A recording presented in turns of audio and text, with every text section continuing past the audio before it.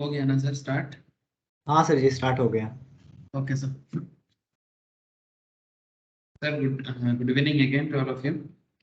अच्छा देखो, तो बेसिकली क्या है इकोनॉमिक्स क्लास। और इकोनॉमिक्स में हम लोग बात कर रहे हैं सर कंपटीशन पे। कंपटीशन मतलब थ्योरी ऑफ मार्केट, कंपिटिटिव मतलब कंपटीशन वाइज मार्केट का अलग अलग नाम, अलग अलग कैरेक्टर, अलग अलग पहचान मार्केट का। मार्केट इन द सेंस मैंने बहुत डिटेल्स में आप लोगों को प्रीवियस 2 लेक्चर करवाया, जहाँ पर बेसिक्स ऑफ मार्केट के अंदर आप लोगों ने देखा होगा कि इकोनॉमिक्स मार्केट को कैसे अलग लेवल में पहचानते हैं। जो लोग मार्केट का क्लास बेसिक लेवल मिस है, जस्ट 2 लेक्चर्स पुराना लेक्चर्स एक बार देखो, लास्ट वीक या उससे पहले वाला वीक में। लास्ट वीक तो मैंने रेवेन्यू बताया था बेसिकली, मतलब मार्केट में बिजनेस किस लिए आता है। मार्केट में बिजनेस आता है रेवेन्यू कमाने के लिए। आखिर at the end of the day her business को सरवाइव करना होता है सर। ये जो हम लोग इतना सारे लोग पढ़ाई करते हैं, हाँ सर, नॉट जस्ट आप लोग, इतना सारे लोग पूरा भारत में पूरा दुनिया भर में पढ़ाई कर रहे हैं। पढ़ाई करने के बाद उनको इच्छा है कि या तो खुद का बिजनेस बनाए या फिर किसी और के बिजनेस में जॉब करें। हार्डकोर ट्रूथ है ना, क्योंकि आ, जितना समय जा रहा है पॉपुलेशन भी ग्रोथ कर रहा है world wide. Almost 8 billion touch कर चुके हैं, 8.5। कहा जा रहा है कि sir next year onwards India world largest population बनने वाला है, चाइना को पीछे छोड़ देंगे। But point is that population का लोड तो जैसा है वो रोक नहीं सकते। थोड़ा बहुत रेस्ट्रिक्शन लगाने का छोड़ के और कोई चांस नहीं। बट पॉइंट एक सबसे इम्पोर्टेंट है कि इतने सारे लोग सरवाइव कैसे करेगा, इसके लिए बिजनेस बहुत जरूरी है। अब बिजनेस नहीं होगा तो फिर जॉब कहाँ मिलेगा। अब इतना सारा लोग जो रास्ते में आंदोलन कर रहा है, आप देख रहे हो सर, कभी सॉल्ट लेक में, कभी कॉलेज स्ट्रीट में, हाँ, कभी कोलकाता के इधर उधर।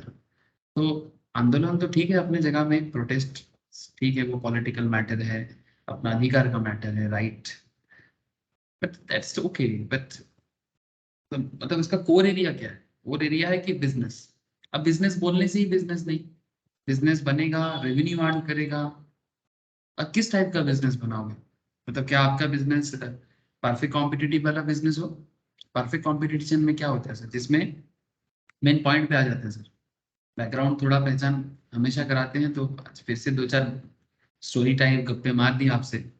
बट आप मैटर को समझो कि अगर किसी को बिजनेस करना है, कंपनी बिल्ड करना है, अपना एंटरप्रेन्योरशिप करना है, जो करना चाहते हो, या तो अपना बिजनेस बना या तो किसी और के बिजनेस में जॉब करो।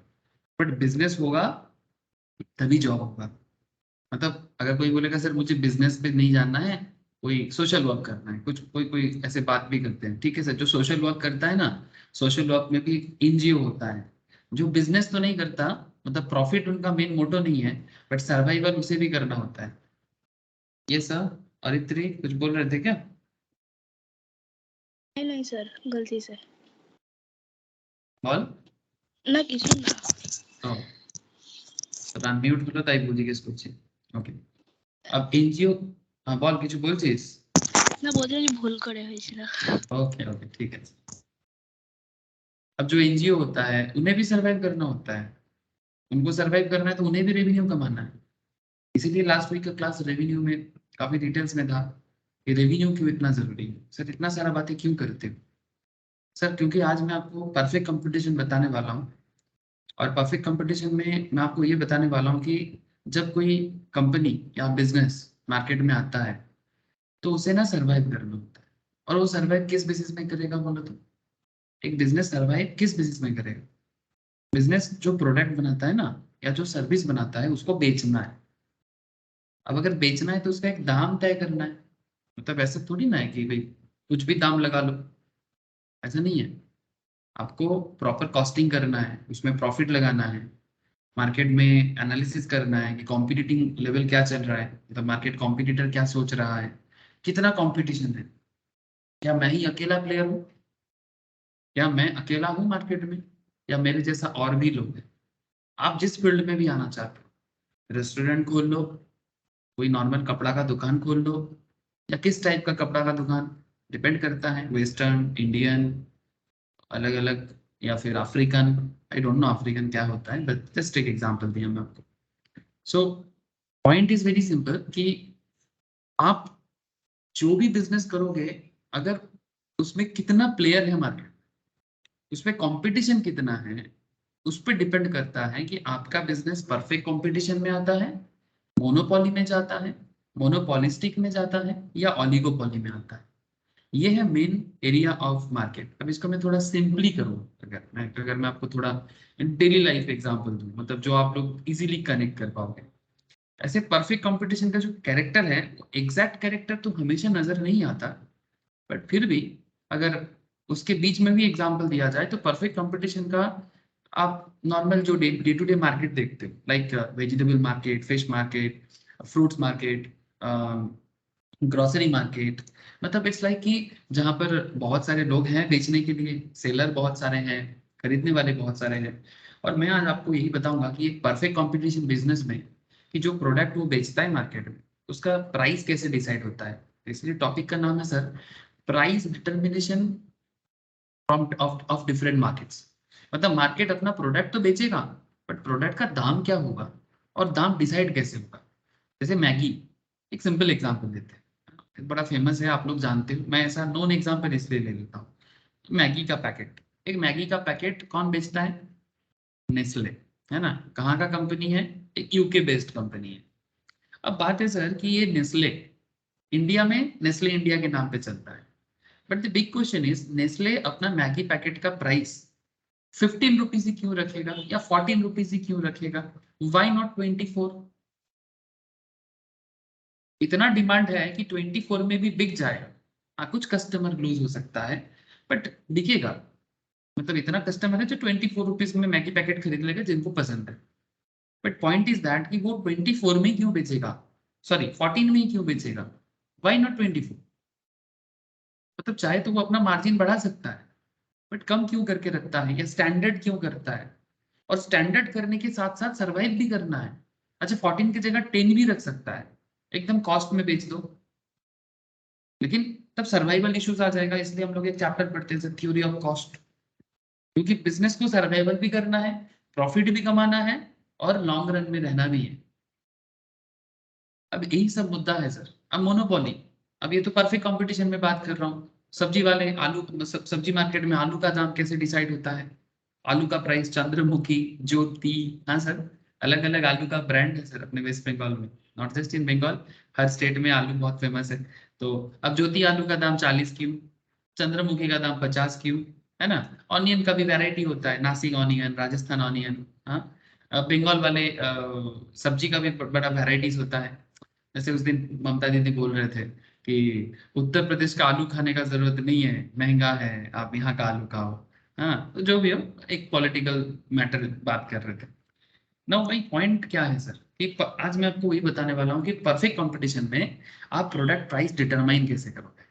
फिर इसके बाद आपको मैं मोनोपोली समझाऊंगा। मोनोपोली का एग्जांपल कैसे हो सकता है? जैसे कि आप लोगों को मैंने ऑलरेडी बेसिक्स में बता चुका हूँ, मतलब इसका पहले क्लासेस में, कि मोनोपोली लाइक अगर आप जैसे रेलवे, इंडियन रेलवे, ऐसा तो ये गवर्नमेंट रन है ऑलमोस्ट, एक आईआरसीटीसी है जो उन्हीं का अंडर में चलता है। क्वेश्चन इज दैट सर कि अब इंडियन रेलवे अपना टिकट का प्राइस क्या रखेगा? एसी फर्स्ट क्लास का टिकट का दाम क्या होगा, सेकंड क्लास का क्या होगा, थ्री टियर का क्या होगा, करंट डब्बा का क्या होगा, मतलब चालू टिकट जिसको बोलते हैं, वो अपने हिसाब से डिसाइड करता है। अगर कल कोई कॉम्पिटिटर आ जाता है ना, ऐसे तो रेलवे में कंपटीशन होगा नहीं, करंट जो सिचुएशन है इंडिया में, हाँ किसी किसी लेवल में, मे बी टूरिस्ट लेवल में गवर्नमेंट थोड़ा प्राइवेट प्लेयर को मे बी जगह दे सकता है, या गुड्स कैरेज में जगह दे सकता है। ठीक है, ऐसा दिखाई दे रहा है कि may be goods carriage as well as tourist matter में शायद कोई और प्लेयर भी आए, but chances is very low. But point क्या है? पॉइंट है कि जब मोनोपोली में बिजनेस चलता है, वो खुद ही अपना प्रोडक्ट का दाम डिसाइड करता है। लेकिन परफेक्ट कंपटीशन में ना, अपने मर्जी से दाम डिसीजन नहीं दिया जा सकता। सब्जी वाले या फूल वाले अपने मर्जी से एक गेंदा फूल का माला, जिसको हम लोग क्या बोलते हैं, गेंदा फूल को इंग्लिश में मेरी गोल्ड बोलते हैं ना सर। मेरी गोल्ड का जो चेन होता है जो बड़ा पॉपुलर है, ठीक है, अब एक मेरी गोल्ड का चेन वो मार्केट में 200 टका एक लॉट ऐसा होता है सर, देखे होंगे आप लोग, मेरीगोल्ड का जो चेन होता है ना, उसमें एक लॉट में 20 माला होता है, 20 माला। अब उसका दाम 200, 250, 300, 350 नॉर्मल मार्केट प्राइस है। लेकिन वो ना अपनी मर्जी से ऐसा नहीं बोल सकता कि भाई 200 की जगह मैं 400 लूंगा कि 400 की जगह मैं 600 लूंगा। क्यों नहीं बोल पाता है? क्योंकि मार्केट में और भी प्लेयर्स है, कंपटीशन बहुत है। बट मोनोपोली में इंडियन रेल बोल सकता है कि भाई मैं टिकट का दाम बढ़ाऊंगा, मैं टिकट का दाम कम करूंगा। जैसे जब लालू प्रसाद यादव इंडिया का रेल मिनिस्टर थे, तब उन्होंने, आपको पता होगा, बिहार का चीफ मिनिस्टर भी थे, और इंडिया में रेल मिनिस्ट्री भी संभाले उन्होंने। और ऐसा एक रिपोर्ट निकला था कि लालू प्रसाद जी के टाइम पे रिपोर्ट भी आया था, और हमें भी पता है सर, आप लोग सब छोटे थे शायद, रेलवे टिकट का दाम बड़ा कम हो गया था। और एसी 3 टियर के अंदर 3 की जगह 4 लोग होते थे, मतलब जो 3 लेयर होता था ना, first class, second class, third class, उसके बीच में और एक सीट कहाँ से बीच में आ गया था सर, ठीक है, ताकि और प्रॉफिटेबल किया जाए। और मिनिमम टिकट का फेयर 7 की जगह 5, 3 टका मिनिमम टिकट का फेयर कर दिया गया, 3 टका, ठीक है। उनका मानना था कि बहुत सारे लोग टिकट नहीं काटते, तो अगर 3 टका कर दिया जाए तो शायद टिकट काटेगा, ठीक है। ये लालू जी का मानना था। लेकिन सर एक्चुअली इंडिया में रेल का टिकट इतना सस्ता है, जो टिकट नहीं काटते ये इनका आदत है, ठीक है, कि काटना नहीं है टिकट। तो 5 की जगह 3 हो जाए तो टिकट काटेगा, वैसा ही हालत है। और फिर एक रिपोर्ट आया था जिसमें हार्वर्ड यूनिवर्सिटी से टीम आया था कि इंडिया में इतना सस्ता में रेल चला के इतना हाई प्रॉफिट कैसे कर सकता है। फिर बाद में पता चला कि वो प्रॉफिट मैनिपुलेशन किया गया था उसमें। That's a different story. But I hope you understand कि मोनोपोली जिनके हाथ में होता है वो मार्केट को, अब देखो ये रेल गवर्नमेंट का है ना, सरकार का पैसा है, इधर उधर से सब्सिडी देके चल जाता है। लेकिन अगर कोई प्राइवेट ऑर्गेनाइजेशन होता ना तो रास्ते में आ जाता। मतलब लालू जी जिस तरह का डिसीजन लिया था, ठीक है। सो आई होप यू अंडरस्टैंड कि मार्केट मतलब डिपेंड करता है कि आप किस सेगमेंट में हो, क्या कंपनी है आपका, क्या बिजनेस है आपका, उसमें आप अपने बिजनेस को किस तरह से चलाना चाहते हो, ठीक है। चलो सर, बहुत हो गया बैकग्राउंड स्टोरी। अब आपको एकदम डायरेक्ट पॉइंट पे लेके आते हैं, ग्राफिकल प्रेजेंटेशन के साथ एक एक करके सारा बात करते हैं। ऑलिगोपोली बिजनेस का भी एक आइडिया दे दूं क्या? हाँ, अच्छा, मोनोपोली और मोनोपोलिस्टिक में क्या फर्क है जानते हो? मोनोपोली में एक ही प्लेयर होता है, खरीदने वाले बहुत होते हैं। मोनोपोलिस्टिक में number of player competitively very high, ठीक है, और नंबर ऑफ बायर, मतलब नंबर ऑफ सेलर भी हाई, नंबर ऑफ बायर भी हाई। बट परफेक्ट कंपटीशन के साथ इसका एक बहुत बड़ा डिफरेंस है। मतलब मोनोपोलिस्टिक में भी कंपटीशन है, परफेक्ट कंपटीशन में भी कंपटीशन है। मोनोपोली तो सिंगल हैंडेडली है, वो अपना दाम खुद तय करता है, इसलिए कहा जाता है firm is the price taker, sorry price maker. लेकिन मोनोपोलिस्टिक जैसे कि थोड़ा सा ब्रांडेड में आता है, थोड़ा ब्रांडेड, जैसे कि मानो साबुन का ब्रांड है ना, लक्स है, लाइफबॉय है, डेटॉल है, और भी लोकल कंपनी और भी है। या फिर लिपस्टिक का ब्रांड में आ सकते हो आप, लिपस्टिक का कितना सारा ब्रांड है, हाँ, जगह जगह में, मतलब कुछ बड़े ब्रांड होते हैं बट लोकल ब्रांड भी बहुत सारे हैं। लेकिन इसमें प्लेयर बहुत है, तो इसमें भी कंपटीशन है। ऐसा नहीं कि मार्केट में कंपटीशन बिल्कुल नहीं है। तो मोनोपोलिस्टिक और परफेक्ट कंपटीशन थोड़ा बहुत सिमिलर है, बट मोनोपोलिस्टिक में परफेक्ट कंपटीशन का तरह इतना प्लेयर नहीं होता, लार्ज है but not like perfect competition. और मोनोपोली तो वो है नहीं, मोनोपोली में तो सिंगल प्लेयर है। मोनोपोलिस्टिक में नंबर ऑफ प्लेयर बड़ा है, बट उनका बिजनेस में प्राइस डिसीजन में भी उनका पावर होता है। जैसे परफेक्ट कंपटीशन में आलू वाला क्या दाम पे आलू बेचेगा, ये आलू वाला डिसाइड अकेला नहीं कर पाता, मार्केट उसमें आ जाता है। लेकिन लिपस्टिक कंपनी अपना प्रोडक्ट किस दाम पे लिपस्टिक बेचेगा, या साबुन कंपनी क्या दाम पे मार्केट में साबुन बेचेगा, वो डिसीजन वो ले सकता है। हाँ, साथ में भी मार्केट में दूसरा कंपटीशन भी उसको दाम को इधर उधर करने में हेल्प करता है। बट फिर भी थोड़ा बहुत पावर है उनपे, कि हम चाहे तो मेरा डेटॉल, मैं 70 टका में भी एक पैक एक डेटॉल साबुन बेच दूं, मेरे पास पावर होता है। तो ये मोनोपोलिस्टिक परफेक्ट कंपटीशन के बीच में डिफरेंस, और मोनोपोलिस्टिक के साथ मोनोपोली का डिफरेंस। लेकिन सर इसमें और एक कंपटीशन होता है, मैं एक बार रिकॉल करा दे रहा हूँ, सारा मैं बोला था स्टार्टिंग क्लासेस में, ऑलिगोपोली। अब ऑलिगोपोली बिजनेस लाइक, ऑलिगोपोली में ना सेलर थोड़ा कम होता है। जैसे कि मोबाइल बेचने वाले कंपनी है ना, ओप्पो, वीवो, क्या क्या है, सभी एक ही ब्रांड का है, ओप्पो भी जिसका, वीवो भी उसका, रियलमी, शाओमी, और क्या है सर, वन प्लस, ठीक है, ये सब चाइनीज ब्रांड है। कहीं ना कहीं सब इसका होल्डिंग सब्सिडियरी कॉन्सेप्ट में चलता है, मतलब बाप कंपनी बेटा कंपनी टाइप्स। ठीक है, तो ये चाइना ब्रांड हो गया, सैमसंग हो गया, उधर से नोकिया है, और क्या है, और वो सबसे टॉप में आईफोन। हाँ, पागल है लोग, दीवाने कर गए, ऐसा टाइप का। तो मतलब आईफोन ऐसे ही है ना सर, दीवाने कर गए टाइप। ठीक है मतलब जिनके हाथ में होता है वो अपने आप को आशिक समझता है कि मतलब इंसान छोड़ो, अगर आईफोन आ गया भाई जिंदगी और कुछ नहीं चाहिए। मतलब जिनके पास नहीं होता है, जो आईफोन के लिए तरसते हैं, लेकिन हर कोई ऐसा नहीं है obviously. But I hope you understand. अब वहां पर देखो कितना प्लेयर हो गया, जोर से जोर 5-6 प्लेयर, ये ऑलिगोपोली है। अब यहाँ पर बेचने वाले वेरी फ्यू और खरीदने वाले बहुत सारे। ठीक है, गाड़ी बेचने वाले कंपनी, ऑलिगोपोली का और एक एग्जाम्पल, जैसे कि कितना है इंडिया में, 5-7 गाड़ी बेचने वाली कंपनी है। मारुति सुजुकी इंडिया का हर चीज में, लोगों को नॉर्मली पसंद नहीं है, जिनका थोड़ा टेस्ट हायर हो जाता है, बट वही है जो भारत में हर हर घर पे गाड़ी का शौक पूरा किया है सर, मारुति। और बाद में सुजुकी को जापान से बुलाया गया कि भाई हमें इंजीनियरिंग नहीं आता, थोड़ा सिखा दो, पैसा हम डालेंगे। तो मारुति हो गया भारत का, सुजुकी हो गया जापान का। तो मारुति सुजुकी, टाटा मोटर्स काफी अच्छा काम करता है बहुत दिनों से, हुंडई, होंडा, आप लोग जानते हो ये सब, मेरे से ज्यादा जानते हो। फोर्ड था इंडिया में, बट इंडिया छोड़ के चला गया क्योंकि बिजनेस में प्रॉफिट नहीं कर पा रहा है, वही प्रॉब्लम सर। ठीक है, अब ये सब क्यों बता रहा हूँ जानते हो, अब आगे जो मैं आपको डिटेल्स में बोलूंगा, अब हर डिटेल्स में ना आपको ना प्रैक्टिकल कनेक्शन जोड़ना है। नहीं जोड़ोगे ना, दिमाग दिमाग का दही बन जाएगा। ठीक है, इसलिए थोड़ा प्रैक्टिकली बताया। जैसे फोर्ड मोटर इंडिया छोड़ के क्यों गया, मैं थोड़ा आपको बताया, क्योंकि वो सर्वाइव नहीं कर पा रहा है, उसका कॉस्ट हाई हो जा रहा है, रेवेन्यू कम है। फोर्ड मोटर बताया भी, मैंने ऐसा भी बोला कि मारुति सुजुकी जैसा गाड़ी हम लोग नहीं बना सकते। मतलब सुजुकी मारुति जैसे सस्ता में गाड़ी बनाता है ना, फोर्ड का मानना है इतना सस्ता गाड़ी हम नहीं बना सकते। But Ford motor is the first 4 wheeler company in the world. ठीक है, पहला 4 चक्का फोर्ड नहीं बनाया, मतलब इंजीनियरिंग। ठीक है, और एशिया का पहला है टोयोटा, और इंडिया में हिंदुस्तान मोटर। ठीक है, सो काफी इंटरेस्टिंग मैटर है सर, कि कंपनी कब बंद हो जाता है, क्यों बंद हो जाता है, क्यों सरवाइव नहीं कर पाता है। तो हर बिजनेस का मार्केट टू मार्केट मैटर करता है। लोग कनेक्ट कर पा रहे हो ना सर? हेलो, चलो सर, मैंने बहुत आपको कनेक्शन दे दिया। अब एक एक करके पॉइंट पे बात करते हैं। बोलो सर, समझ में आ रहा है? मैंने एक साथ बहुत बात किया, लेकिन आप लोग कनेक्ट कर पाए हो सर? मैंने ऐसा कुछ आउट ऑफ वर्ड तो बोला नहीं। हाँ सर। हाँ हाँ सर। सर, आ रहा है। Thank you sir.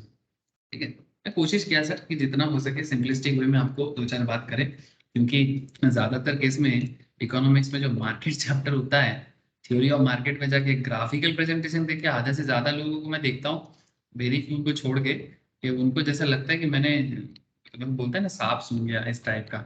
ऐसा कुछ भी नहीं है सर। ग्राफिकल प्रेजेंटेशन डेटा का एक प्रेजेंटेशन वे है। ठीक है, अब ग्राफ देख के मन में ना कोई भी मतलब परसेप्शन मत बनाना, ये मेरा रिक्वेस्ट है आपसे।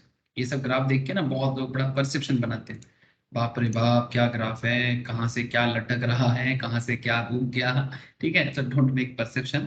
ठीक है, जानो, जानोगे तो ग्राफ में कुछ नहीं है। ठीक है, बस यही मेरा आपसे रिक्वेस्ट है सर। चलिए, अब चलो परफेक्ट कंपटीशन के बारे में थोड़ा बात करें। और जैसे ही परफेक्ट कंपटीशन के बारे में बात करेंगे, साथ में हम लोग डिटर्मिनेशन ऑफ प्राइस भी कर लेंगे। ठीक है, एकदम से। ये दोनों नोट्स, ये वाला नोट्स तो है ही आप लोगों के पास, ये थोड़ा सिंपल में है, और ये वाला नोट्स भी जिनको जरूरी है मैं शेयर कर। सर परफेक्ट कंपटीशन में थोड़ा बात करेंगे अभी। हाँ, मतलब जैसे लास्ट दिन रेवेन्यू में मैंने बात किया था, आज मैं एकदम डायरेक्टली आ जा रहा हूँ सर परफेक्ट कंपटीशन। अब सर परफेक्ट कंपटीशन का कैरेक्टर तो आपको पता ही है, एक बार रीड करा दूं क्या? ठीक है, लेकिन मुझे मेनली जो पॉइंट पे आना है that is, sir perfect competition में प्रोडक्ट का प्राइस कैसे डिसीजन होता है, जिसमें आप आलू, मैगी, ठीक है, आटा, इस तरह का फूल, है ना, जो भी मैं एग्जांपल आपको दे रहा था, इसको आप दिमाग में रख सकते हो। ठीक है, तो अब पहले तो ये थोड़ा याद दिला देते हैं सर परफेक्ट कंपटीशन क्या होता है। सर जिस मार्केट में बहुत सारे प्लेयर है बेचने के लिए, सेलर है, और जिस मार्केट में खरीदने के लिए भी बहुत सारा बायर है, मतलब बायर अनलिमिटेड, सेलर भी अनलिमिटेड टाइप्स। ठीक है, तो a market is said to be perfectly competitive when demand and supply forces operate freely to determine the market price. अब थोड़ा किताबी बात करते हैं, ठीक है। अब प्रॉब्लम क्या है ना, स्टूडेंट को क्या लगता है कि सर ने किताबी बात नहीं किया तो पढ़ाया नहीं, लेकिन सर ने शायद स्टोरी सुनाते सुनाते सारा बात कर चुका है, लेकिन फिर भी स्टूडेंट को लगेगा सर किताबी बात करो तब जाके ना समझ में आएगा कि आपने पढ़ाया। चलो सर ठीक है, आप लोग भी गलत कहा, मैं आपको गलत नहीं बोल सकता sir. The market is said to be perfectly competitive when demand and supply forces operate freely to determine the market price। मतलब मार्केट में पोटैटो का प्राइस क्या होगा, ठीक है, ये फ्रीली डिटरमाइन किया जाएगा। और इसको लेके कंट्रोवर्सी हो चुका है, इसको लेके कंट्रोवर्सी हो चुका है। कैसा कंट्रोवर्सी, आप लोगों को खबर होगा अगर आप लोग मार्केट अपडेशन रखते हो,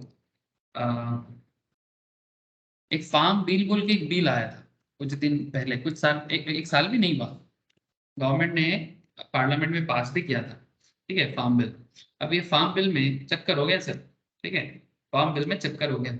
क्या चक्कर हो गया, एक्चुअली ये जो पॉइंट आपको मैं पढ़ा ना, इसी पॉइंट का पहला पॉइंट यही है कि market is said to be perfectly competitive when demand and supply forces operate freely to determine the market price and this market price is uniform for the whole market and there is no restriction on entry and no product differentiation and no market concentration, ठीक है। अब इस point पे जो main point था that is demand and supply forces operate freely, इसी बात को लेके ये एग्रीकल्चरल एक एक्ट आया था गवर्नमेंट ऑफ इंडिया का।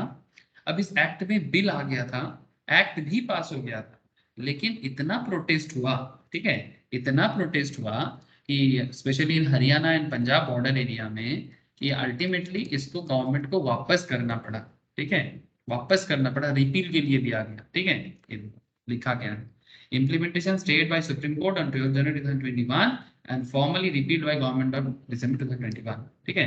तो बेसिकली ये देखो the 3 acts, इसमें 3 एक्ट था, इसमें 3 एक्ट है, ठीक है। अभी 3 एक्ट क्या बोला देखो, ये देखो, is a ecosystem, is the creation of the ecosystem for farmers and traders for a national framework on farming agreements and further to amend the Essential Commodities Act।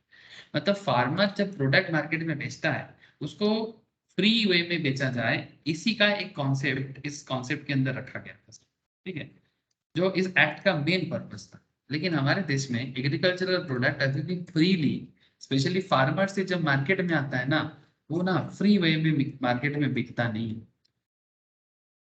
अब गवर्नमेंट चाह रहा था कि इसको फ्री वे में बेचा जाए, free मतलब कंपटीशन के बेसिस में, डिमांड सप्लाई के बेसिस में इसको ऑपरेट किया जाए। तो सर आजकल क्या होता है, सर आजकल क्या बहुत दिनों से होता है, ऐसा कॉन्सेप्ट है कि भारत में जो चासी है, मतलब जो एग्रीकल्चर करते हैं फार्मर से, वो गरीब है ऐसा माना जाता है, और ऐसा मान मान के हम लोग और गरीब हो रहे हैं, ठीक है, क्योंकि गरीबी एक मेंटेलिटी है ना सर, ठीक है। अब इस मेंटेलिटी के चक्कर में हम लोग ना पढ़ नहीं पा रहे हैं, ठीक है। अब हमें ना हर चीज में सब्सिडी चाहिए। अब सरकार यहाँ पर है ना दाम कंट्रोल करता है और किसान को एक सर्टेन लेवल ऑफ प्राइस मतलब गारंटीड पे करता है, ठीक है। लेकिन वो सर्टेन लेवल ऑफ प्राइस कभी भी हाई लेवल प्रॉफिट नहीं होता, ठीक है। तो किसान को भी ना पता होता है कि भाई किसको बेच के कितना पैसा आएगा, they know from the very early, मतलब अर्ली स्टेज ऑफ फार्मिंग, क्योंकि दे नो कि सरकार कितना उनको देगा, ठीक है। तो गवर्नमेंट उनको एक सिक्योरिटी के तौर पे दे देता है और सब इसी में खुश है, ठीक है, सब इसी में खुश है। लेकिन सरकार बोल रही है कि भाई सेल्फ सफिशिएंट बने देश, और जिसमें जो भी सेल्फ सफिशिएंटी हो उसमें किसान का एक कॉम्पिटिटिव माइंड होना चाहिए। फार्मर्स को मार्केट कंपटीशन का भागीदार बनना पड़ेगा, और वो एक बिजनेसमैन की तरह, एक एंटरप्रेन्योर की तरह अपना माइंड सेटअप बनाए, ठीक है।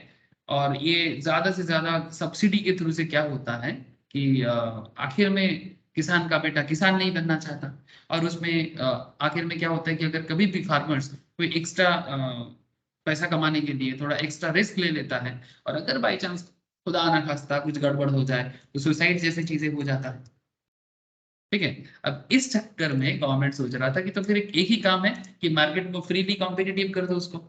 अब इसी चक्कर में ये चक्कर, अब किसानों का, अब इसमें मैं पॉलिटिक्स में तो अभी नहीं जाना चाहूंगा, अभी इसको लेके बहुत सारा पॉइंट है, जैसे कि मैं ऑब्वियसली फेवर में बात कर रहा हूँ, इसका अगेंस्ट पॉइंट भी है, ठीक है। जो मिनिमम सपोर्ट प्राइस है ना sir, minimum support price is an advisory price signal that is a part of larger set of agricultural policy in parts of India and this informal support price is recommended by the government and aims to safeguard the farmers to a minimum profit for the harvest while at the same time increasing food.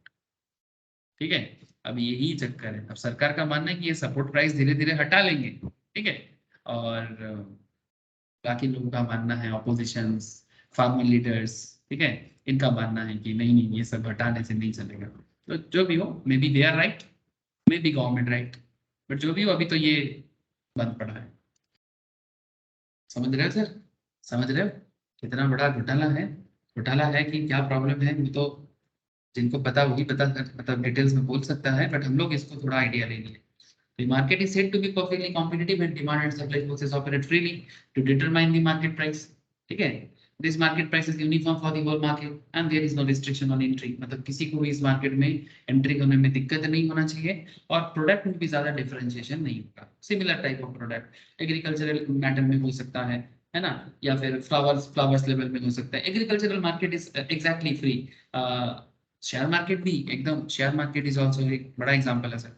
Share market ना freely काम करता है, exactly sir. Share market में ना किसी भी तरह का कंट्रोलिंग नहीं है, मतलब मार्केट में शेयर का दाम क्या होगा इसको कंट्रोल करने वाले मार्केट ही है। जैसे एग्जाम्पल, जैसे अच्छा बुरा सब बता देते हैं 2 मिनट में, ज्यादा नहीं समझूंगा क्योंकि बहुत सारा चीज कवर करना है।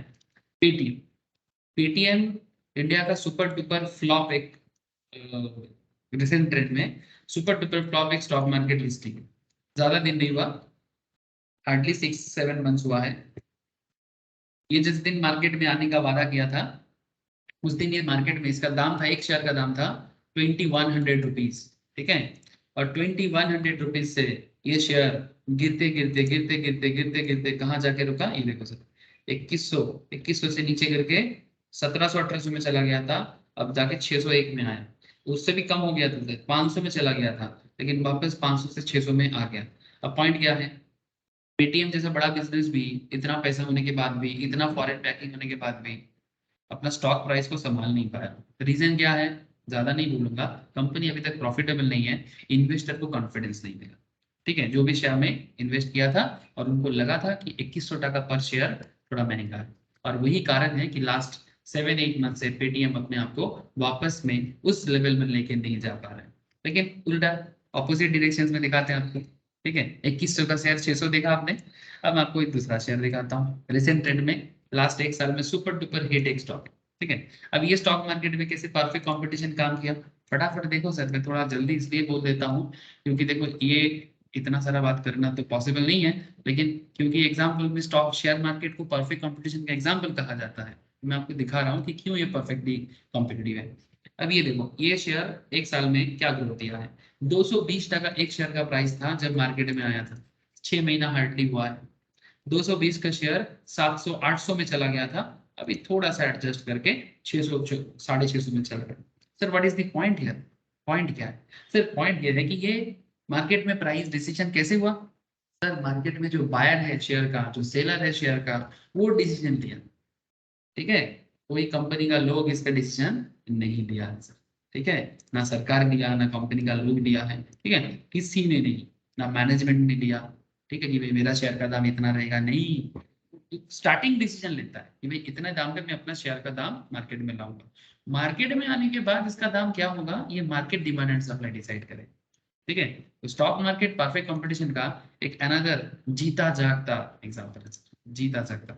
क्या सर कभी कभी घोटाला होता है, हाँ कभी कभी, हर चीज में प्रॉब्लम है, यहाँ पर भी कभी कभी मैनिपुलेशन चलता है, करप्शन चलता है, तब सेबी है उसका कार्रवाई करने के लिए, देखभाल करने के लिए, कंपनी लॉ है, सिक्योरिटी लॉ है, सेबी लॉ है, नियम इज देयर सर। आप लोग आगे आगे जैसे जो लोग सीएस पढ़ रहे हो, जो सीए पढ़ रहे हो, जो सीए में पढ़ रहे हो, आप लोगों को सेबी लॉ, सिक्योरिटी लॉ सब पढ़ना पड़ेगा कि कैसे करप्शन को बंद किया जाता है। आई होप कि आपको आइडिया लग गया। अब no product differentiation, no market concentration, ठीक है, ज्यादा कुछ कंसंट्रेशन नहीं है, सब एकदम फ्री चलेगा, ठीक है। लेकिन एग्जैक्टली ऐसा मार्केट ऑलवेज देख पाना बहुत पॉसिबल नहीं है, क्योंकि देखो एग्रीकल्चरल मार्केट में हम कितना भी फ्री की बात कर दिए, सरकार का हस्तक्षेप होता है सर उसमें, सरकार अपना कहीं ना कहीं आके नहीं नहीं इतना दाम होने नहीं देंगे, हम सब्सिडी दे देंगे, है ना, चाहे सेंट्रल हो स्टेट हो, आके बोल देता है। इसका मेन फीचर्स है कि इसमें large number of buyer and large number of seller होता है, ये परफेक्ट कंपटीशन का एक पहला कंडीशन है। दूसरा, प्रोडक्ट टाइप होमोजेनस होता है। होमोजेनस मतलब सिमिलर काइंड ऑफ प्रोडक्ट, ठीक है। मतलब इसका मतलब नहीं कि एग्जैक्टली कॉपी कैट टाइप नहीं सर, मतलब जैसे सब्जी वेजिटेबल्स को वेजिटेबल की तरह देखो आप। अब उसमें आप झींगा पटोल बस को अलग अलग करके नहीं देखो, ठीक है। मतलब पोटैटो ऑनियन एक नॉर्मल बात में बात करो सर, सब्जी मार्केट को एक सब्जी मार्केट, फुल मार्केट को फुल मार्केट की तरह, तो homogeneous product, ठीक है। In this all the firms produce and supply identical products and all the products and thus perfect substitute for one another, ठीक है। So ये चलता है। फ्री एंट्री एग्जिट है सर, मतलब अगर आपको मन हुआ तो आप इजीली इस मार्केट में आके बिजनेस स्टार्ट कर सकते हो, ज्यादा प्रॉब्लम नहीं है। ना तो एंट्री में प्रॉब्लम है, ना तो बाहर जाने में प्रॉब्लम है कि भाई चला नहीं, बंद करके चले गए, कोई बोलने वाला नहीं, कोई रोकने वाला नहीं, ठीक है। Perfect knowledge, yes sir. इसमें ना जो परफेक्ट कंपटीशन बिजनेस में आते हैं या फिर जो बायर एंड सेलर होता है, दोनों को नॉलेज होता है। माना जाता है कि परफेक्ट कंपटीशन में बायर को भी नॉलेज है, सेलर को तो नॉलेज होगा ही कि वो किस चीज का बिजनेस कर रहा है, उसका नॉलेज तो उसको होना ही चाहिए। लेकिन बायर को भी नॉलेज होता है कि मार्केट में कौन सा प्रोडक्ट क्या दाम पे बिकता है ना। जो लोग डेली मार्केट जाना जाना करता है, दे नो कि भाई सब्जी का क्या रेट है, फूल का क्या रेट है, ग्रोसरीज का क्या रेट है, दे नो दैट, ठीक है। सो बायर सेलर का परफेक्ट नॉलेज होता है ऐसे मार्केट में। परफेक्ट मोबिलिटी, ये वाला इस टाइप ऑफ मार्केट ना, मोबाइल मोबाइल मतलब मोबाइल, मोबाइल से देखिए, ठीक है। मोबाइल मतलब जो चलता है, ठीक है, जो चलता है। मोबाइल का बंगाली नाम तो कोई बोल सकते हो मोबाइल का बंगाली क्या है? तो मोबाइल तो इंग्लिश है, मोबाइल को बंगाली में क्या कहते हैं सर? चोलती। चलती। मोबाइल के फोन में हम लोग यूज करते हैं, उसको क्या बोलते हैं?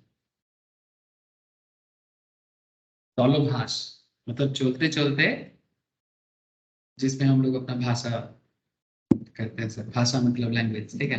तो चलते चलते बात करते हैं, ठीक है। तो इसलिए मोबाइल का बंगाली भी है चौलोभाष। तो वट एवर, मोबिलिटी मतलब चलता है मार्केट, ठीक है। इसलिए गाड़ी में मोबिल क्यों डाला जाता है? ताकि गाड़ी बंद ना पड़े, पेट्रोल के साथ साथ थोड़ा मोबिल भी डालो, ठीक है। मोबिल कम हो जाते तो गाड़ी में मोबिलिटी खत्म हो जाता है, वो उसका स्मूथनेस खत्म हो जाता है। और काफी कॉम्पिटेटिव बिजनेस में काफी स्मूथ है, ठीक है। चलेगा सर, चलेगा। कभी कभार थोड़ा बहुत इधर उधर होगा, लेकिन मार्केट चलेगा, ठीक है। प्रॉफिट थोड़ा कम रहेगा, थोड़ा रिजनेबल रहेगा, बट चलेगा, ठीक है। Factors of production are completely movable, ठीक है। And buyers have no preference between different sellers, ठीक है। And as between different units of commodity offered for sale, also sellers are quite indifferent as to whom they sell, ठीक है। So ये market में ज्यादा problem नहीं है। Uniform price, मोटा मोटी सभी प्रोडक्ट का एक सिमिलर काइंड ऑफ प्राइस नजर आएगा।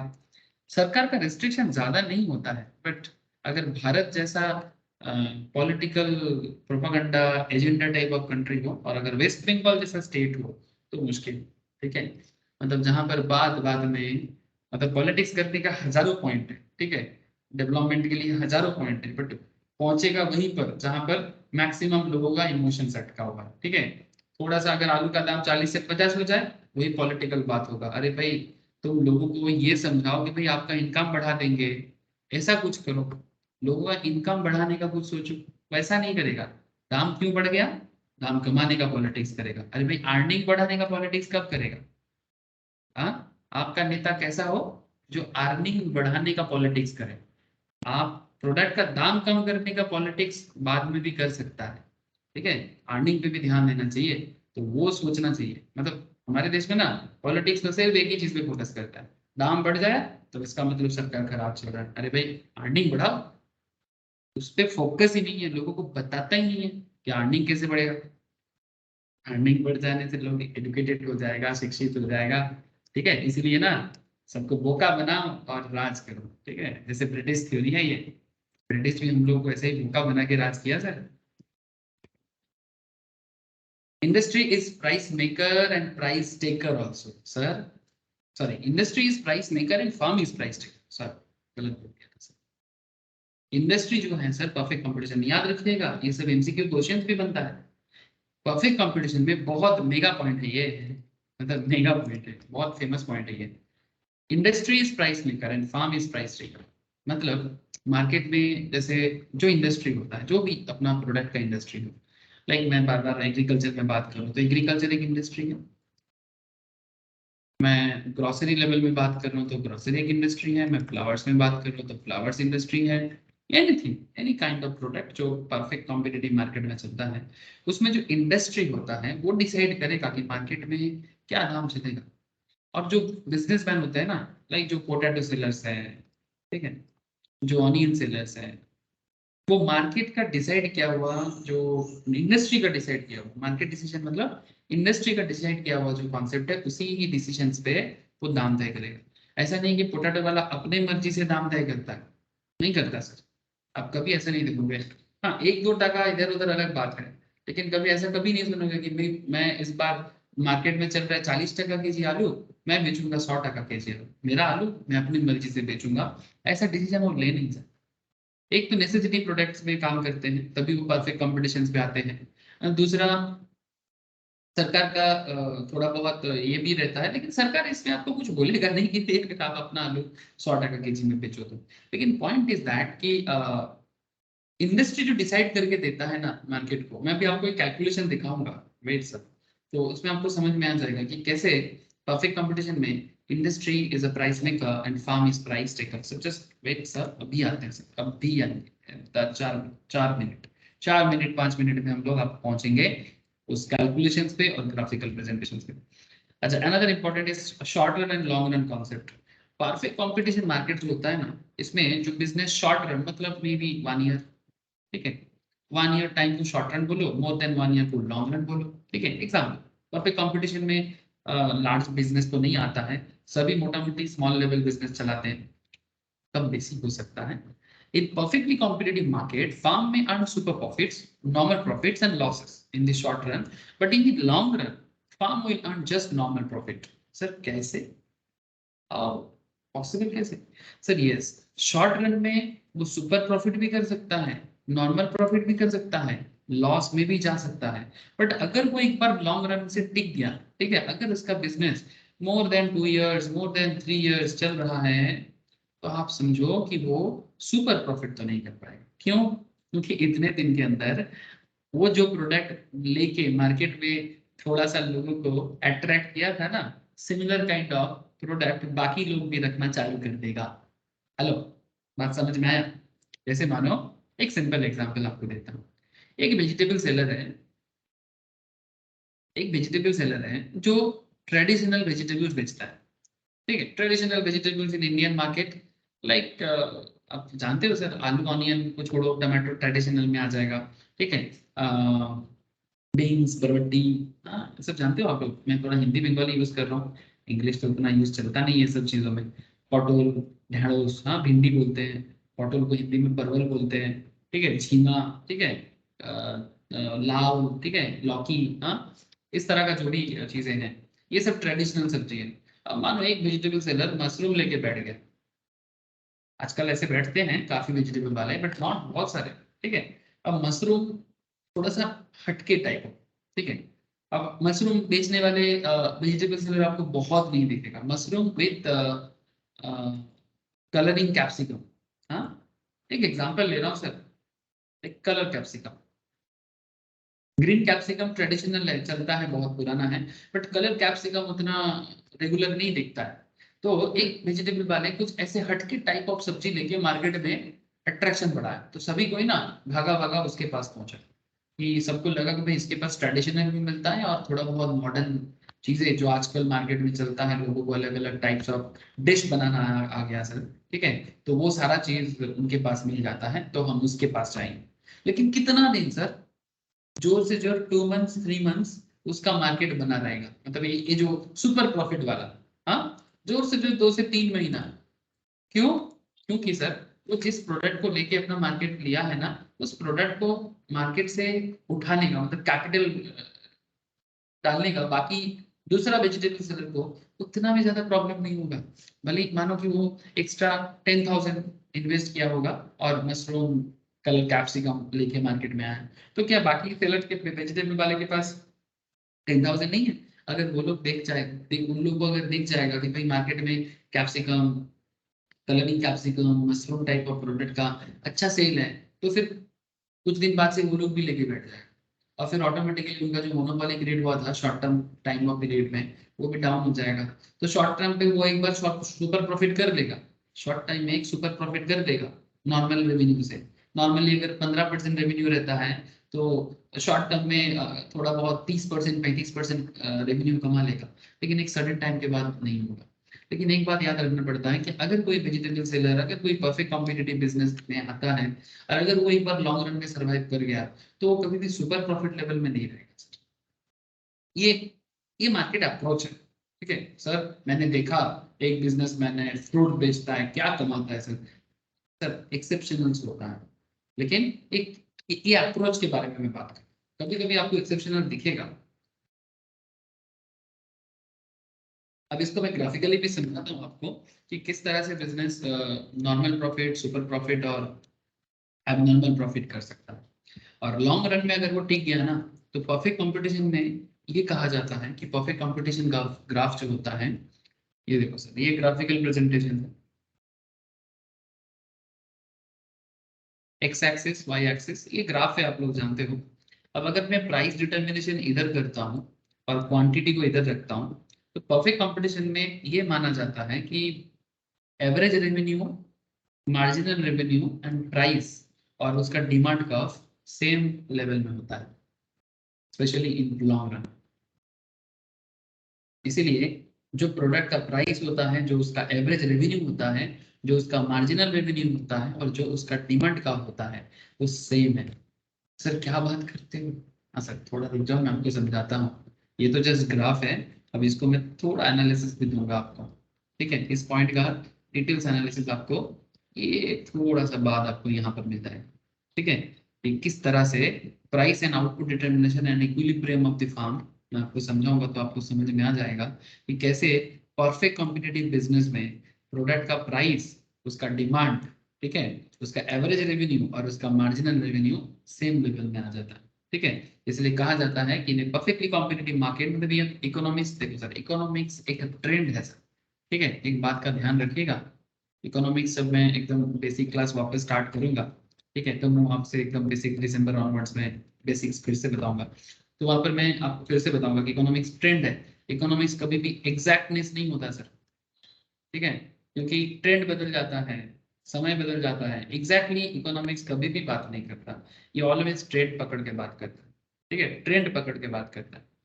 उसी ट्रेंड को एनालिसिस करके ये देखा गया है कि जब लॉन्ग रन में परफेक्ट कॉम्पिटिटिव बिजनेस टिक जाता है, तो in perfectly competitive market demand curve of the firm will be perfectly elastic and this curve is also known as price average revenue marginal revenue curve, ठीक है। जो उसका demand है वही उसका एवरेज रेवेन्यू है, वही उसका मार्जिनल रेवेन्यू है, वही उसका प्राइस है। अब जो लोगों को लग रहा है sir average revenue, marginal revenue और प्राइस क्या है, प्लीज प्रीवियस लेक्चर एक बार देखो, वहां पर मैंने रेवेन्यू को डिटेल्स में बोल के रखा, ठीक है, डिटेल्स में बोल के रखा। अच्छा, अब चलो सर, अब थोड़ा गहराई में, ठीक है, अब थोड़ा गहराई में। अच्छा, और एक है firm and industry demand curve, यानी perfectly competitive demand firm. Firm demand curve will be horizontal demand curve और the industry demand curve will be negative slope. कैसे दिखाना पड़ेगा, ये सिर्फ बोल के संभव नहीं है, बट ये भी एक मेगा टॉपिक है, ठीक है। मतलब मेगा मतलब थोड़ा बड़ा टॉपिक है कि firms and industry demand curve, firm का डिमांड कर्व एंड इंडस्ट्री का डिमांड कर्व। मतलब वेजिटेबल अपने आप में एक इंडस्ट्री है, ठीक है, फिश अपने आप में एक इंडस्ट्री है, बट इस इंडस्ट्री के अंदर अलग अलग छोटा छोटा बिजनेसमैन भी हैं। तो जो छोटा छोटा बिजनेसमैन है उन्हें फार्म कहते हैं, ठीक है, स्मॉल बिजनेसमैन को फार्म कहते हैं, ठीक है। फार्म मतलब इंडिविजुअल बिजनेस। और जो ओवरऑल मार्केट चलता है, जैसे मानो कि मैं आपको बताता हूँ, जैसे वेस्ट बंगाल फिश में अच्छा करता है सर, ठीक है, वेस्ट बंगाल का फिशिंग बिजनेस अच्छा होता है, मतलब फिश एग्रीकल्चर, मतलब फिश, इसको क्या बोलते हैं, फिशरीज, ठीक है। तो फिश प्रोडक्शन इन इंडिया अगर मैं आपको दिखाऊं तो इसका डेटा आपको मिल जाएगा। वो इंडस्ट्री है, ठीक है, fish production in India state wise. तो वेस्ट बंगाल तो रहेगा, बट मुझे आंध्र प्रदेश इसमें टॉप करता है सर, ठीक है, आंध्र प्रदेश में टॉप करता है, ठीक है। आंध्र प्रदेश में सबसे ज्यादा फिश का प्रोडक्शन होता है, ठीक है। और आंध्र प्रदेश से बंगाल में भी फिश आता है, ठीक है। और उसके बाद वेस्ट बंगाल ही है लिस्ट में। दिखाता हूँ आपको, फिशिंग इंडिया में एक बहुत बड़ा एक्टिविटी है सर। इसमें ये देखो सर, भारत में जितना, अगर मैं टोटल इंडिया का फिशिंग इंडस्ट्री में आपको इंडस्ट्री समझाने के लिए थोड़ा आगे सर, ठीक है, और कुछ नहीं है। मुझे आपको फिशिंग में भी कोई केस स्टडीज नहीं कराना है, इंडस्ट्री का कॉन्सेप्ट देने के लिए आया। अब सिमिलर वे में मैं आपको वेजिटेबल इंडस्ट्री भी दिखा सकता हूँ। ऐसे तो सब्जी प्रोडक्शन में नंबर 1 है वेस्ट बंगाल, एंड बिहार के अंदर काफी कंपटीशन होता है वेजिटेबल्स, ठीक है। आंध्र प्रदेश में 35 लाख मीट्रिक टन 2019-20 में प्रोडक्शन रहा है। वेस्ट बंगाल आधा में है, गुजरात उसके बाद, Orissa, Tamil Nadu. I think you understand कि भारत का एक बहुत बड़ा amount of fish Andhra and West Bengal में आता है, ठीक है, मतलब टोटल प्रोडक्शन का। सो ये है इंडस्ट्री। अब इंडस्ट्री, इसके बाद अगर आप थोड़ा और डिटेल्स चेक करोगे तो आपको और डिटेल्स दिख जाएगा, ठीक है सर। तो क्या कहना क्या है सर? कहना कुछ भी नहीं है, बस इतना कहना है कि इंडस्ट्री का डिमांड कर्व और फार्म का डिमांड कर्व थोड़ा अलग होता है परफेक्ट कंपटीशन, ठीक है। मतलब जिस इंडस्ट्री का बिजनेस आप करते हो उस इंडस्ट्री का जो डिमांड का ग्राफ होता है और आपका जो फार्म है वो थोड़ा अलग बिहेव करता है। कैसा? In a perfect competition firms demand will be horizontal demand का, जैसे कि मैं आपको अभी दिखाया। ये जो था ये एक इंडिविजुअल फार्म का डिमांड कर्व था, जो उसका एवरेज रेवेन्यू, वही उसका मार्जिनल रेवेन्यू, वही उसका प्राइस, वही उसका डिमांड कर्व, ठीक है, ये फार्म का है। But industry demand curve negative slope होता है, जैसे कि एक नॉर्मल डिमांड कर्व देखने में होता है। जो लोग डिमांड का क्लास कर चुके हो, ठीक है, जिन्होंने नहीं किया कराऊंगा सर, दिसंबर के बाद वापस डिमांड से स्टार्ट करूंगा, तो या फिर आप बैकअप लेके भी स्टार्ट कर सकते हो। डिमांड कर्व के अंदर आप लोग देखोगे कि डिमांड ऑलवेज डाउनवर्ड स्लोपिंग ही होता है, ऑलवेज। लेकिन क्या एक्सेप्शंस होता है? यस, डिमांड का अपवर्ड स्लोप भी होता है। बट अभी मैं डिमांड की डिटेल्स में नहीं जाऊंगा।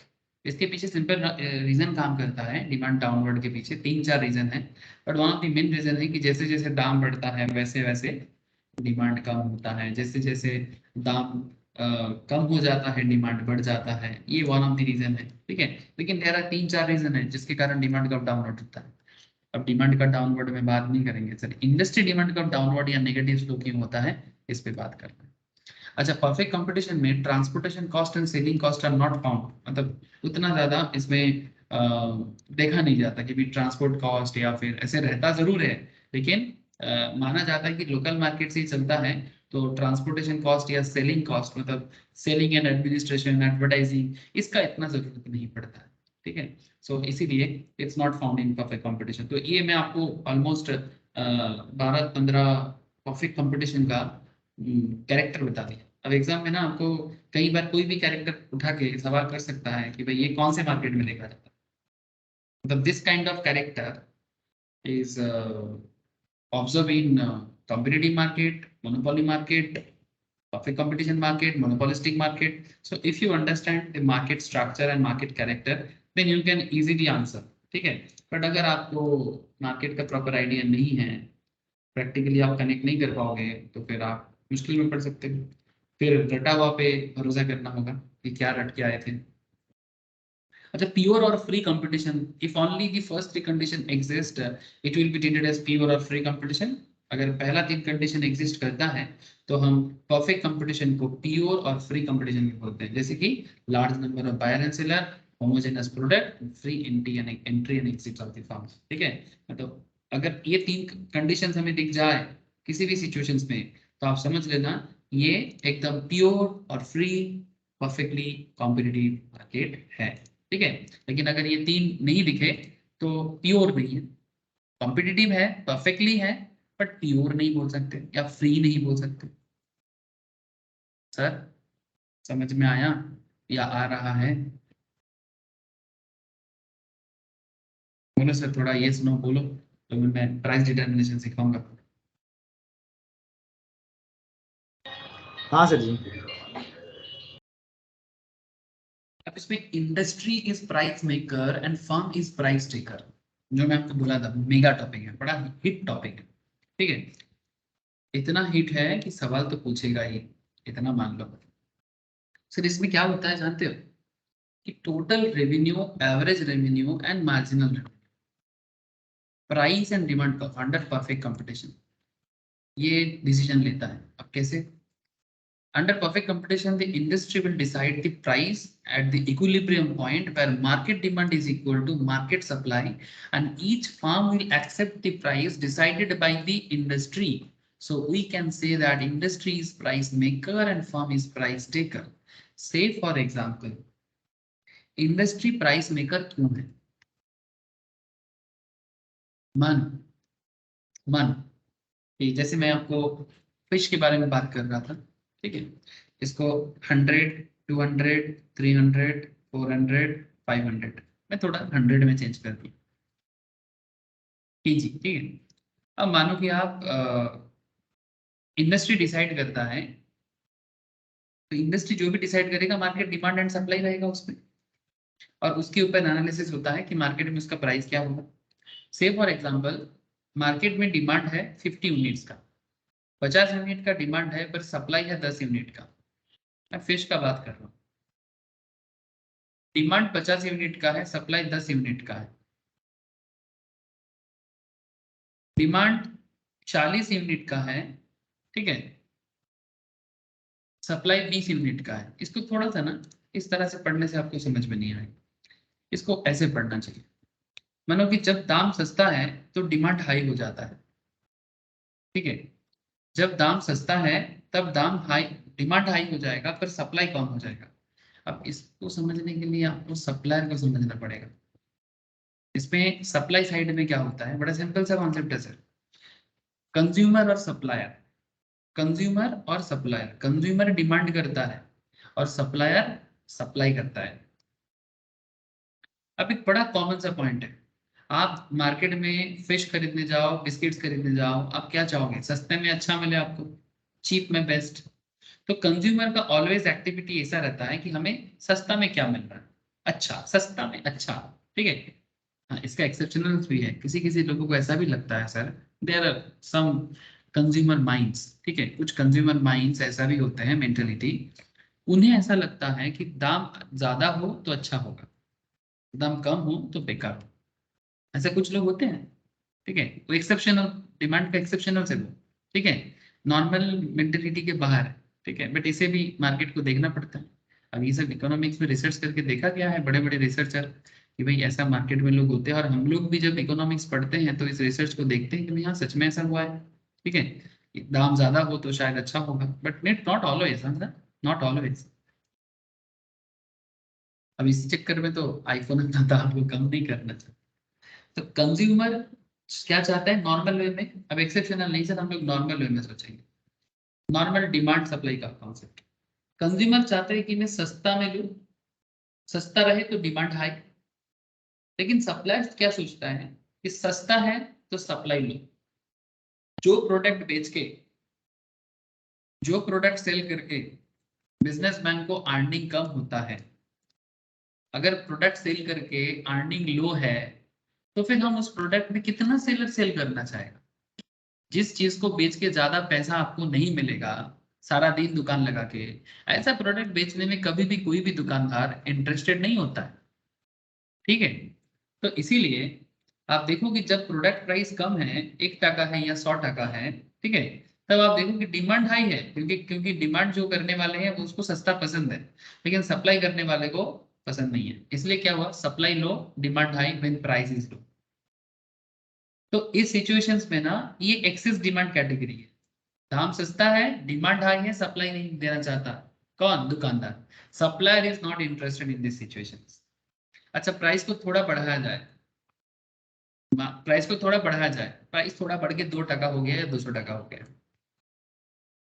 डिमांड थोड़ा सा कम हो जाएगा क्योंकि प्राइस इंक्रीज हो। मतलब जो लोग पहले 1 टका में लेने के लिए सोच रहा था, अब 2 टका हो जाने से 10 कस्टमर गायब हो गए। लेकिन जो सेलर, जो सप्लायर, ठीक है, 10 में इंटरेस्टेड नहीं था, वो 20 में इंटरेस्टेड, मतलब 20 यूनिट बेचने में इंटरेस्टेड हो गया, मतलब 20 ऐसा सप्लाई करने में इंटरेस्टेड हो गया। अब डिमांड कम हुआ बट सप्लायर का देखो इंटरेस्ट बढ़ रहा है, सप्लायर का इंटरेस्ट बढ़ रहा है।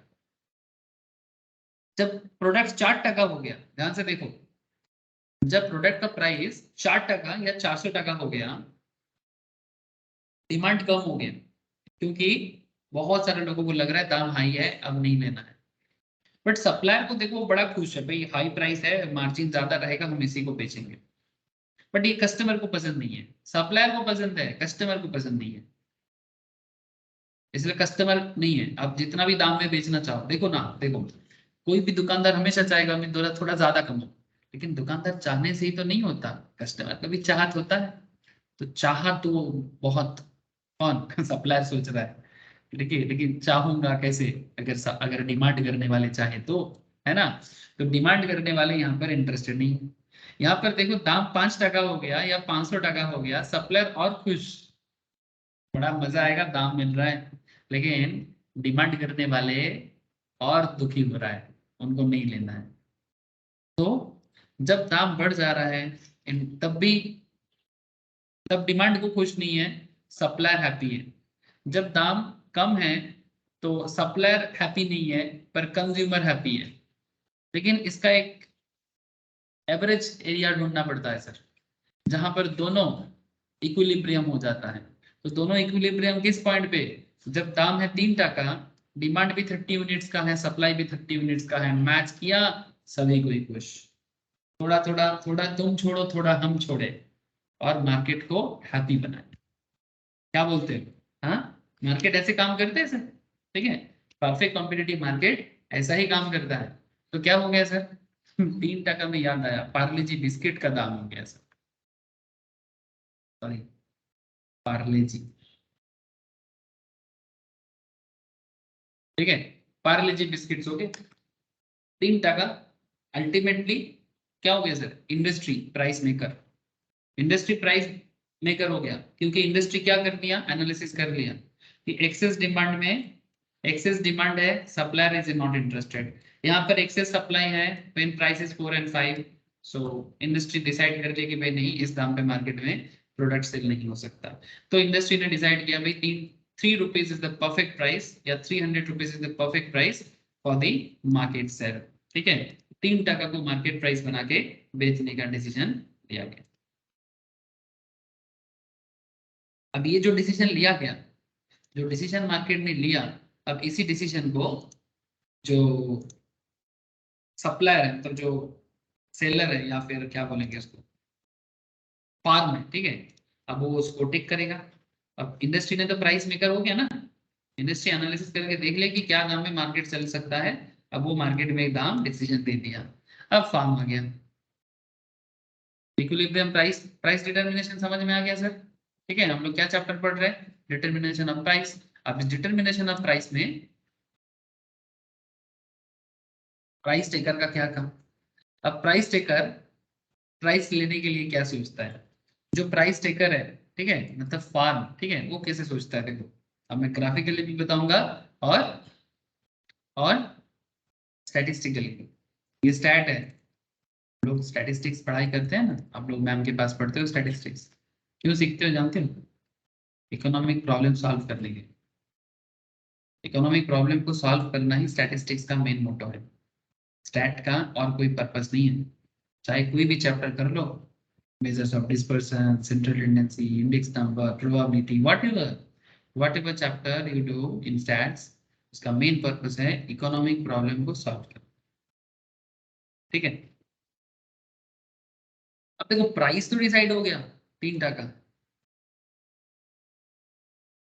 अब जब 3 टका प्राइस डिसीजन हो गया, अब प्राइस टेकर क्या है, देखो क्वांटिटी सोल्ड 1, अगर वो एक क्वांटिटी सेल करता है, सप्लाई कितना है 3, इसका एवरेज रेवेन्यू देखो, एवरेज रेवेन्यू कैसे कैलकुलेट होता है, प्रीवियस क्लास में सिखाया, टोटल रेवेन्यू को नंबर ऑफ यूनिट से डिवाइड करने से आपको total revenue divided by quantity, ठीक है, डिवाइडेड बाय दिस। तो 3 टोटल रेवेन्यू कैसे मिला, प्राइस इनटू क्वांटिटी, रेवेन्यू कैसे मिलता है, TR equals to P into Q. So P into Q कितना है 3 into 1, so 3 into 1 is 3 and Q मतलब क्वांटिटी, तो कितना क्वांटिटी से हुआ 3, 1, ठीक है। तो 3/1, तो 3/1 मतलब 3, ठीक है। ये है आपका एवरेज रेवेन्यू का फॉर्मूला, ठीक है, आपको पता है सर, ये लास्ट दिन मैंने यही समझाया था, ठीक है। अब सिमिलर पॉइंट में अब दूसरा देखो, प्राइस 3 है, क्वांटिटी 2 है, अगर ठीक है, क्वांटिटी सोल्ड 2 है, तो 3 into 2 आपका टोटल रेवेन्यू कितना हो जाएगा 6, ठीक है। आपने कितना क्वांटिटी सेल किया 2, तो 6/2 कितना हो जाएगा 3, आपका एवरेज रेवेन्यू कितना हो गया 3, टीआर बाई क्यू करके। सिमिलरली आप 3 प्राइस तो 3 है, आप 3 क्वांटिटी बेच रहे हो, तो 3 into 3 कितना है 9, ठीक है। 3 इंटू 3 कितना है 9। अब 9 है आपका एवरेज रेवेन्यू कितना बन जाएगा TR/Q। तो अगेन 9/3, तो 9/3 अगेन 3। जितना करोगे 3 इंटू 4 12, 12/4 3, 5 इंटू 3 15, 15/5 3। तो क्या डिसीजन हुआ सर? क्या डिसीजन हो रहा है कि price and average revenue same हो रहा है ना? Price and average revenue same हो रहा है, प्राइस भी 3, एवरेज रेवेन्यू भी 3। सर मार्जिनल भी 3 है क्या? सर मार्जिनल किसको बोलते हैं? पर यूनिट चेंज पे, एक यूनिट चेंज होने पे रेवेन्यू जितना चेंज होता है उसे मार्जिनल रेवेन्यू कहते हैं। एक यूनिट सेल पे जो रेवेन्यू जितना बदलता है उसको मार्जिनल रेवेन्यू कहते हैं। और इसका फॉर्मूला भी बड़ा अच्छा है, delta total revenue divided by delta quantity. एक क्वांटिटी एक्स्ट्रा सेल करके बिजनेस को जितना एक्स्ट्रा रेवेन्यू मिलता है उसे मार्जिनल रेवेन्यू कहते हैं। अब यहाँ पर डेल्टा रेवेन्यू कैसे मिलेगा? डेल्टा रेवेन्यू कैसे मिलेगा? 3 से 6 कितने का चेंज है सर? डेल्टा टोटल रेवेन्यू कितना का चेंज हुआ? 3 से 6 का चेंज, 3 का चेंज। और डेल्टा क्वांटिटी 1 से 2 का चेंज, कितने का चेंज? 1 का। तो 3/1 3। सर 6 से 9 का चेंजेस कितने का? 3 का चेंजेस। अगेन 3/1, 2 से 3 का चेंजेस। 12 से 15 अगेन 3/1। तो मार्जिनल रेवेन्यू भी delta TR by delta quantity. Total revenue का चेंजेस कैसे मिल रहा है मुझे? अरे ये तो प्राइस इंटू क्वांटिटी करके आपको रेवेन्यू मिलेगा, 3 इंटू 1 या 3 इंटू 2 करके 6। अब 6 आपका टोटल रेवेन्यू है, तो पहले आपका रेवेन्यू 3 था, अब आपका रेवेन्यू 6 है, तो 3 से 6 का चेंजेस कितना? 3 का। तो डेल्टा टोटल कितना हो गया? 3। क्वांटिटी कितना था पहले? 1 यूनिट सेल करते थे, अब कितना कर रहे हो? 2 यूनिट। तो 3/1 कितना? Delta quantity change in quantity 1, तो 3/1 3 हर केस में आएगा। तो क्या प्रूफ हो गया? Price average revenue marginal revenue same है। Price average revenue marginal revenue same है।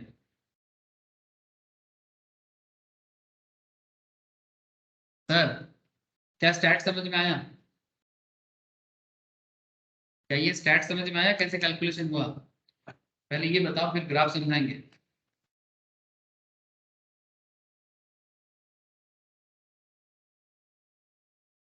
कोई तो बताए मुझे, हाँ या ना।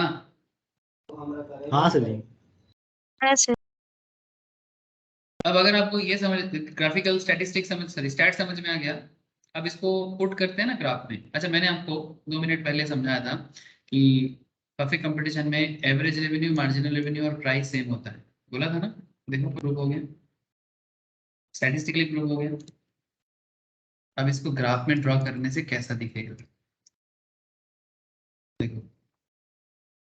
परफेक्ट कॉम्पिटिटिव मार्केट में कौन कौन प्लेयर है? प्लेयर मतलब एक इंडस्ट्री होता है, जो भी इंडस्ट्री में आप अपना बिजनेस करते हो, fishing industry, agriculture industry, groceries industry, जहां पर कंपटीशन ज्यादा। अब प्राइस का डिटर्मिनेशन कैसे होगा? इंडस्ट्री प्राइस मेकर है, कंफर्म प्राइस ट्रेकर है, ये ऑलरेडी डिसाइडेड है, हम लोगों को पता है। अब जितना स्टैट हम लोगों ने बनाया इसको हम लोग क्या करेंगे? ग्राफ में प्रेजेंट करेंगे, ठीक है? अब देखो हमने डिसाइड किया कि प्राइस, अच्छा ये मेरा 0 है, ओरिजिन लेवल है, ठीक है, यहाँ से शुरू हो रहा है, ठीक है, शुरू से शुरू किया जाए तो शुरू होता है यहाँ से। अब आपने सोचा कि प्राइस 1 टका करते हैं प्रोडक्ट, प्राइस 2 टका, प्राइस 3 टका, प्राइस 4 टका, प्राइस 5 टका। जब आपने प्राइस 1 रुपी सोचा, हाँ सर, तब आपका डिमांड क्या होगा बोलो? प्राइस 1 रुपी में डिमांड हाई होगा कि लो होगा? हाई होगा। डिमांड हाई होगा, है ना? तो अगर प्राइस 1 रुपी में डिमांड हाई है तो आपका डिमांड का कैसे ड्रॉप होता है बोलो? ये देखो। तो 50 यूनिट आपको चाहिए, है ना? आपको 50 यूनिट चाहिए क्योंकि प्राइस 1 है। मैं पहले डिमांड दिखा रहा हूँ। अब देखो ये तो डायरेक्टली ड्रॉ कर दिया, बट इसको कैसे बना जाता है? अच्छा प्राइस अगर 1 से 2 में बढ़ जाए तो डिमांड क्या हो जाएगा?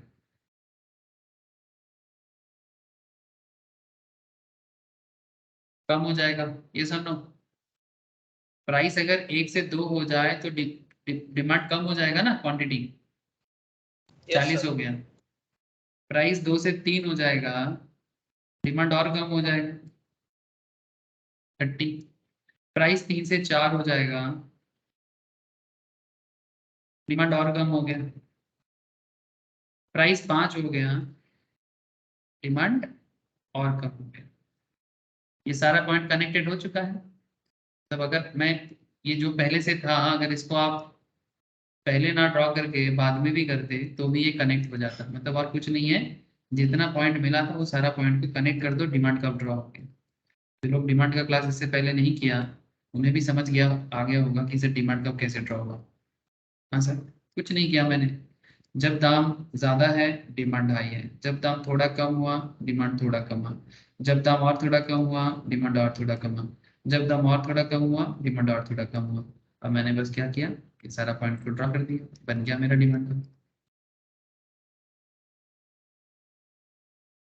क्लियर सर डिमांड का? बोलो, डिमांड ड्रॉ समझ में आ गया हो? अब सप्लाई ड्रॉ करते हैं। अब ये तो डिमांड साइड से देखा, अब सप्लायर का साइड भी देखना होगा ना। अब सप्लायर, मैं ऑलरेडी स्टैटिस्टिक्स से ही बता रहा हूँ आपको। जब दाम 1 टका है तो सप्लायर हैप्पी है कि हैप्पी नहीं है? मतलब सप्लायर सबसे हैप्पी कहाँ होता है? जब दाम हाई मिलता है। बिजनेसमैन हमेशा हाई प्राइस में बेचना पसंद करता है, जितना ज्यादा मिले। कस्टमर को नॉलेज है तो बार्गेन करेगा, बट हम तो ज्यादा दाम में बेचेंगे, है ना? तो अगर दाम 5 टका है, सप्लायर बड़ा खुश। ठीक है, समझ रहे हो सर? इस पे 50 का डायरेक्टली कोई कनेक्शन यहाँ पर है नहीं। अब सप्लाई को समझो, 5 टका दाम है, सप्लाई हाई है। 4 टका दाम है, सप्लायर थोड़ा सा दुखी हो गया। 3 टका दाम पे सप्लायर मॉडरेट हैप्पी है। 2 टका में सप्लायर और थोड़ा दुखी हो गया, काफी दुखी हो गया। और जब दाम 1 टका हुआ तो सप्लायर बहुत दुखी हो गया। अब ये सारा पॉइंट को जोड़ दो, बन गया सप्लाई का। ये जो अपवर्ड स्लोपिंग है ये सप्लायर का स्लोप है। क्लियर? अब पहले से सप्लाई और डिमांड आपके सामने ड्रॉ हुआ था। अब जिस पॉइंट पे सप्लाई और डिमांड एक दूसरे को कट किया है, मतलब एक दूसरे को इंटरसेक्ट किया है, इस पॉइंट को कहते हैं इक्विलिब्रियम। और कौन से प्राइस में से हुआ है सर? 3 टका, जहां पर डिमांड सप्लाई एक दूसरे का साथ निभाया। ठीक है, एक दूसरे का साथ निभाया, इक्विलिब्रियम। जिंदगी भी कुछ ऐसा ही है ना सर, साथ जब निभाते रिश्ता क्या होता है? हाँ, ये ब्रेकअप क्यों होता है सर? ब्रेकअप क्या क्यों होता है? हाँ, रिश्ता क्यों टूटता है? क्योंकि एक दूसरे का साथ नहीं निभाते, है ना? मतलब अगर कोई ज्यादा डिमांड कर रहा है, मैं मेरा डिमांड उतना नहीं है, तो हमें कहीं ना कहीं उनके साथ एट पर होना पड़ेगा, हाँ, जो मेरा पार्टनर है। सेम कॉन्सेप्ट है सर। मार्केट में डिमांड, सप्लाई और डिमांड में जैसा लड़ाई चलता है, रिश्ते में भी ऐसा ही लड़ाई चलता है। और जब रिश्ता में एक दूसरे का इक्विलिब्रियम जब जब नहीं होता है तब तब झगड़ा हो जाता है। ठीक है, मार्केट थोड़ा तब उस टाइम पे डिप्रेशन में चले जाते हैं सर, हाँ, रिश्ते की तरह। लेकिन इक्विलिब्रियम एक बार मिल गया तो मार्केट अभी खुश है। तो क्या हो गया? इंडस्ट्री प्राइस मेकर हो गया। अब जो भी इंडस्ट्री ने प्राइस बनाया था, ठीक है, जो भी इंडस्ट्री ने प्राइस बनाया था, अब इसी प्राइस को, इसी प्राइस में हमें जाना है। अब आपको मैं पहले ही बता दिया, ये ऑलरेडी हम लोग देख चुके हैं कि मेरा प्राइस, मेरा एवरेज रेवेन्यू, मेरा मार्जिनल रेवेन्यू, मेरा तीनों चीजें मेरा सेम कॉन्सेप्ट में चलता है। So just connect this curve with this firm का कर्व। फर्म के एक्स एक्सिस और वाई एक्सिस में आप इसको बस कनेक्ट, और ऑटोमेटिकली कनेक्टेड हो जाएगा।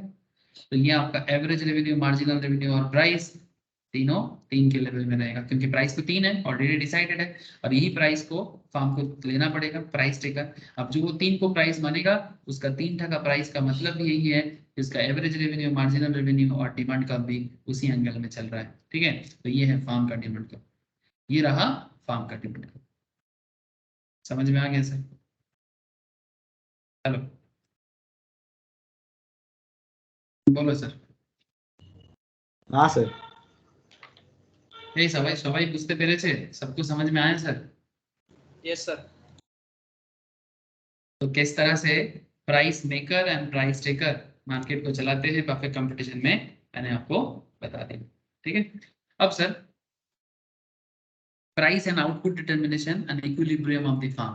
ठीक है, प्राइस एंड आउटपुट डिटर्मिनेशन मतलब बिजनेस कितना प्रोडक्शन चलाएगा, आउटपुट डिटर्मिनेशन मतलब सेल कितना करेगा या प्रोडक्शन कितना करेगा, इसको आउटपुट डिटर्मिनेशन बोलते हैं। प्राइस को तो मैंने आपको ऐसे ही लिखा दिया,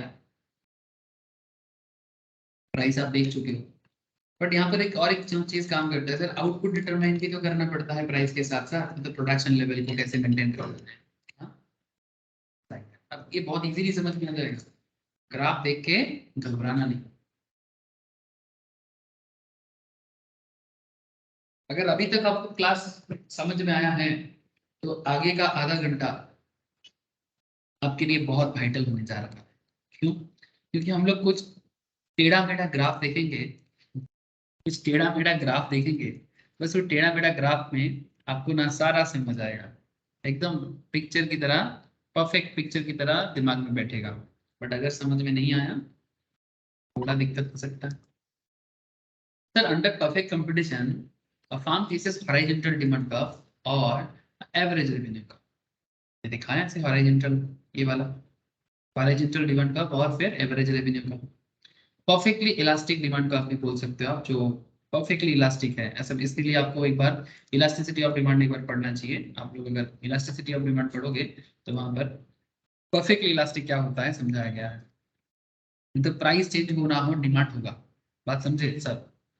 प्राइस चेंज हो ना हो जब मार्केट में डिमांड चलता है उसे परफेक्टली इलास्टिक कहते हैं। ठीक है, प्राइस डिसीजन ले लिया गया 3 टका, तो क्या 3 टका प्राइस में डिमांड नहीं रहेगा क्या? अरे बिल्कुल रहेगा। देखो ये देखो ना, प्राइस 3 टका है पर डिमांड यहाँ भी है, डिमांड यहाँ भी है, डिमांड बढ़ रहा है, डिमांड और भी आगे बढ़ेगा। अगर दाम इतना रहा तो क्वांटिटी तो बिकेगा, क्वांटिटी तो बिकेगा, और यही होता है परफेक्टली इलास्टिक। ठीक है, और परफेक्ट कंपटीशन में स्पेशली जैसे कि मैं आपको बताया फिश, वेजिटेबल्स, जो बेसिकली लोगों का रेगुलर एक्टिविटी में यूज होने वाला प्रोडक्ट्स है। ठीक है, जनरल प्रोडक्ट्स जिसको दाम से इतना मतलब नहीं होता है, जो जरूरी है लोग खरीद के जरूर लाएगा। ठीक है, आप स्टैट्स में भी देख सकते हो, दाम 3 टका है 1 किलो सेल कर रहा है, दाम 3 टका है 2 किलो, दाम 3 टका है 3 किलो, दाम 3 टका है 4 किलो, दाम 3 टका है 5 किलो, चलता रहेगा। ऑयल, सरसों का तेल, हाँ ऑयल, ऑयल को भी आप इसमें ले सकते हो, ऑयल मार्केट। मैं आपको एक कंपनी दिखाया था कुछ मिनट पहले, अदानी विल्मर। ये कौन सा तेल बेचता है, इसका क्या काम है सर? अदानी विल्मर, यह अदानी विल्मर तेल बेचता है, तेल। कौन सा तेल सर? फॉर्चून। हाँ सर, नाम सुना होगा आप लोगों ने, घर घर में फॉर्चून का तेल खाओ और गैस एसिडिटी से बचे रहो, एडवर्टाइजमेंट आता है। मैं एडवर्टाइजमेंट नहीं दे रहा हूँ, बट इसका ये जो फॉर्चून ब्रांड है, ये अदानी का ब्रांड है, और तेल बेच के ही इसका शेयर इतना भाग रहा है सर, सिर्फ तेल बेच के। ठीक है, अब ये तो कंपनी है, कॉर्पोरेट है, बट तेल का मार्केट का इंडिया में जो ऑयल मार्केट है उसमें लीडर है ये।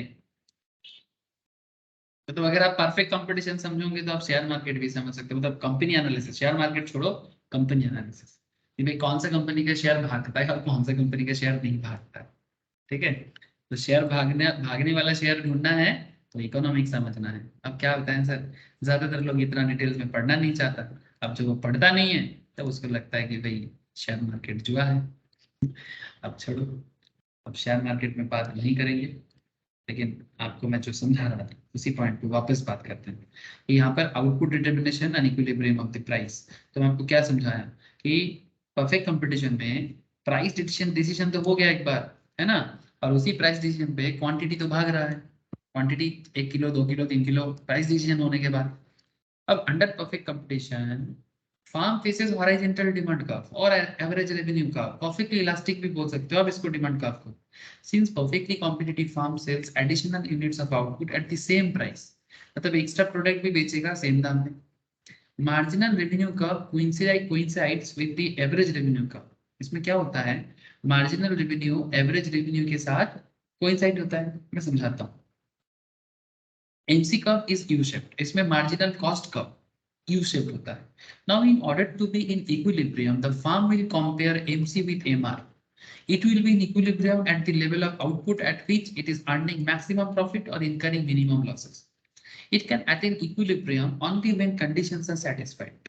क्या conditions है? Marginal cost should be equal to marginal revenue, and the MC curve must cut the MR curve from below, and MC curve must be rising at the point of equilibrium. Sir, ये दोनों point पे पूरा खेल छुपा हुआ है। ये दोनों पॉइंट पे और एक पॉइंट भी है एडिशनल जिसमें फार्म सर्वाइव करता है equilibrium. Price must be greater than equals to average variable cost. ठीक है, एवरेज वेरिएबल कॉस्ट से प्राइस ज्यादा रहे, ये भी एक जरूरी है। अब इस पूरा खेल को ग्राफ से समझ सकते हैं हम। सर थोड़ा कंसंट्रेशन, ज्यादा नहीं, क्लियर हो जाएगा। मैं बार बार बोल रहा हूँ कि ग्राफ देख के मन में कोई विचार या परसेप्शन नहीं बनाना है। आप लोग हीरो हो सर, आप लोग सब जानते हो। थोड़ा पेशेंस और माइंड को रखो यहाँ पर।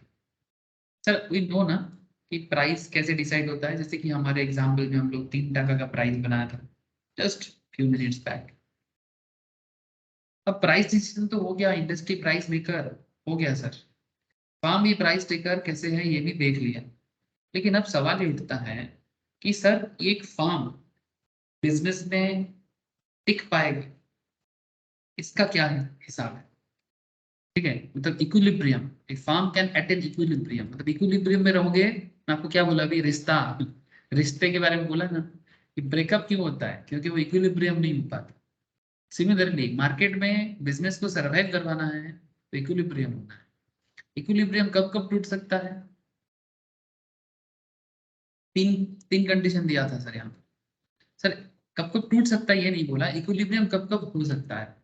Marginal cost and marginal revenue same level में, जो लोग कॉस्ट का क्लास कर चुके हो, थ्योरी ऑफ कॉस्ट, जो नहीं किए कोई बात नहीं, इतना तो समझ ही सकते हो, कॉस्ट मतलब खर्चा और रेवेन्यू मतलब इनकम। इतना समझोगे तभी चलेगा, कोई रॉकेट साइंस नहीं है। जो लोग थ्योरी ऑफ कॉस्ट नहीं पढ़ा वो थ्योरी ऑफ कॉस्ट का बैकअप क्लासेस एक बार देखो, या फिर मैं जब इसके बाद वापस फ्रेशली स्टार्ट करूंगा तब लाइव में सुनोगे दिसंबर ऑनवर्ड्स। लेकिन इतना तो समझ में आएगा ना सर, खर्चा को कम रखना है, रेवेन्यू को ज्यादा रखना है अगर बिजनेस को सर्वाइवल में रखना है। इसमें कोई रॉकेट साइंस नहीं है, खर्चा कम करना है। तो मार्जिनल कॉस्ट और मार्जिनल रेवेन्यू अगर जब तक सेम है तब तक फार्म इक्विलिब्रियम। जैसे कि इन दिस एग्जांपल, अच्छा देखो, जब बिजनेस एक्चुअली स्टार्ट होता है ना, कभी भी कोई भी बिजनेस जब इनिशियल स्टेज में रहता है तो पहले ना उसका कॉस्ट ज्यादा होता है, क्योंकि सेटअप कॉस्ट वगैरह रहता है ना। तो शुरू शुरू में बिजनेस का कॉस्ट ना थोड़ा ज्यादा रहेगा, फिर धीरे धीरे वो अपना कॉस्ट को कम करता है। ये देखो, जैसे ये मार्जिनल कॉस्ट लाइन है। अब मार्जिनल कॉस्ट शुरू में धीरे धीरे जैसे जैसे प्रोडक्ट का सेल बढ़ता गया, क्वांटिटी बढ़ता गया, कॉस्ट कम हो गया। लेकिन ये जो पॉइंट है ना, इस पॉइंट को ना कटिंग पॉइंट नहीं बोलते, ये कटिंग पॉइंट नहीं है, बिकॉज ये तो बिजनेस का इनिशियल स्टेज है। इसमें तो सर्वाइवल का सवाल ही नहीं आता। बिजनेस शुरू में थोड़ा कॉस्ट हाई में रहेगा, क्योंकि बिजनेस शुरू में सेल थोड़ी ना कर लेता है। तो ये जो पॉइंट है जिसको टी से डिनोट किया गया है, this is not the cutting point, the cutting point is E, that is equilibrium. So marginal cost जब ऊपर से रेवेन्यू को काट करता है, जैसे हमारे केस में परफेक्ट कंपटीशन में एवरेज रेवेन्यू, मार्जिनल रेवेन्यू सब सेम ही है, ठीक है। लेकिन मैं आपको अगर मार्जिनल कॉस्ट के साथ मार्जिनल रेवेन्यू का ही कंपेयर करने बोलूं, तो मार्जिनल कॉस्ट जब मार्जिनल रेवेन्यू लाइन को, ये मार्जिनल रेवेन्यू लाइन है in perfect competition, so marginal cost जब मार्जिनल रेवेन्यू को ऊपर से कट करता है, इसे कट नहीं करते, ठीक है, बिकॉज ये इनिशियल स्टेज है। तो फिर कट किसको बोलते हैं? सर मार्जिनल कॉस्ट देखो यहाँ पर नीचे चला गया, तो ये जो सिचुएशन है ये बिजनेस के लिए अच्छा सिचुएशन है ना, बिकॉज ये जिस पॉइंट को मैंने रेड किया ये मार्जिनल कॉस्ट लाइन है, और ये जो मैंने ऊपर में जस्ट एक लाइन दिखा रहा आपको, ये जो लाइन है ये मार्जिनल रेवेन्यू लाइन है। तो in this sense, in this situation we can say कि marginal revenue is greater than marginal cost, और जब ऐसा है तो बिजनेस सुपर प्रॉफिट अर्न करेगा। जितना देर तक एक perfect competitive business revenue high और कॉस्ट लो रहेगा, वो सुपर प्रॉफिट अर्न करेगा। लेकिन जिस पॉइंट पे धीरे धीरे क्या होता है ना, कॉस्ट बढ़ जाता है, मार्केट में कंपटीशन भी रहता है ना, तो कॉस्ट बढ़ जाता है। अब कॉस्ट बढ़ने के कारण, अब जब marginal cost marginal revenue line को नीचे से कट करता है, जिस पॉइंट में कट करेगा वो MC equals to MR point है। ठीक है, वो MC equals to MR point है, और जब तक इतना रहेगा तब तक वो इक्विलिब्रियम। इस हालत में बिजनेस में ज्यादा प्रॉब्लम नहीं है, वो एक बेसिक सर्वाइवल पॉइंट में रहेगा। लेकिन अगर कॉस्ट कट करके ज्यादा हो जाए, अब बिजनेस को बंद करना पड़ सकता है।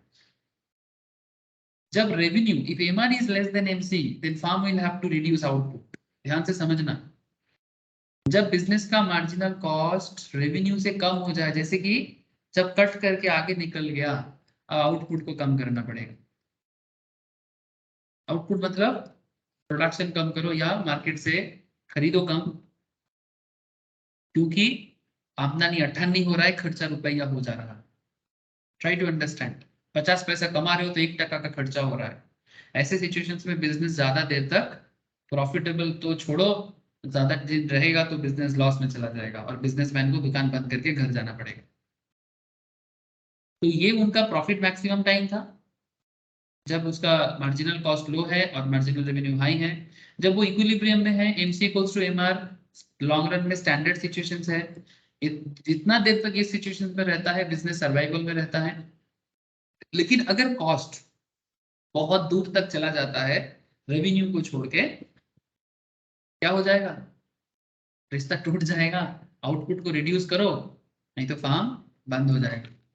खर्चा कम करना ही पड़ेगा कैसे भी करके, या तो मैन्युफैक्चरिंग कॉस्ट कम करो, कुछ भी कम करो, कम करना है। क्योंकि कॉस्ट कट नहीं करोगे तो बिजनेस सर्वाइवल मोड में नहीं आएगा। बड़ा से बड़ा बिजनेस प्रॉब्लम में आया सर, बिग बाजार बंद हो गया है इसी कारण से।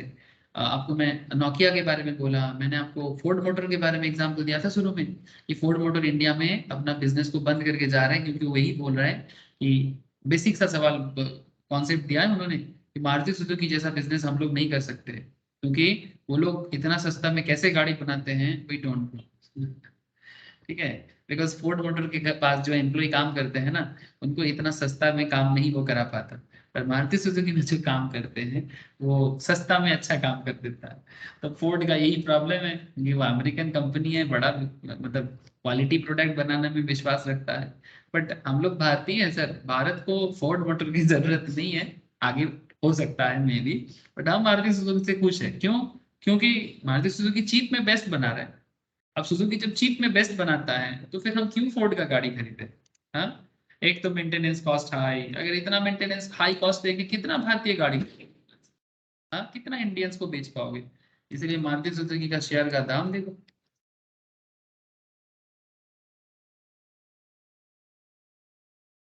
यही कॉन्सेप्ट काम कर गया। गाड़ी कंपनी में मारुति सुजुकी क्यों टॉप में चल रहा है? एक शेयर का दाम है 9,120। सर ये तो डाउन दिख रहा है। अरे सर अभी छोड़ो, अब 5 साल से देखो, बहुत पुराना कंपनी है, 1980 से चल रहा है।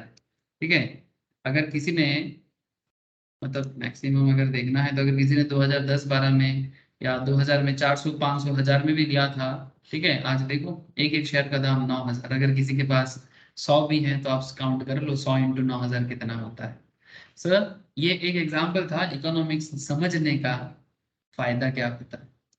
ठीक है, कि क्यों फोर्ड मॉडल फेलियर हुआ इंडिया में, इतना बड़ा कंपनी होने के बावजूद मारुति सुजुकी कैसे सरवाइव कर रहा है। सरवाइव तो छोड़ो, हाँ अभी आजकल मारुति सुजुकी को थोड़ा टक्कर दे रहा है टाटा, टाटा मोटर्स, थोड़ा सा टक्कर, बहुत ज्यादा नहीं। But I hope you understand कि बिजनेस को समझना है तो कैसे समझ। सर ये ग्राफ क्लियर है? ये ग्राफ क्लियर है sir? Yes sir. Yes sir. बोला था ना आपको, ये ग्राफ को देख के थोड़ा सा अजीब लग सकता है, बट अगर आपका कॉन्सेप्ट क्लियर है तो ग्राफ में कुछ नहीं। अब देखो बिजनेस में परफेक्ट कंपटीशन में दो तरह का इक्विलिब्रियम होता है। दो तरह का मतलब दो types, short run and long run. मैंने ऑलरेडी आपको बताया कि शॉर्ट रन लॉन्ग रन कैसे काम करता है। बट अगर आप शॉर्ट रन में एक बिजनेस में, आपको स्टार्टिंग में ही 3 पॉइंट बताया था कि शॉर्ट रन में एक बिजनेस 3 तरह का प्रॉफिट गैदर कर सकता है।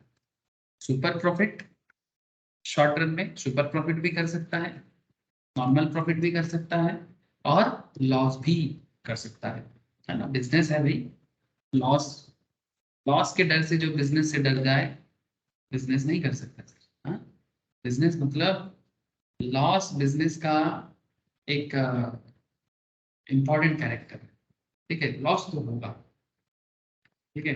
लॉस से डर जाए वो बिजनेस कैसे करेगा?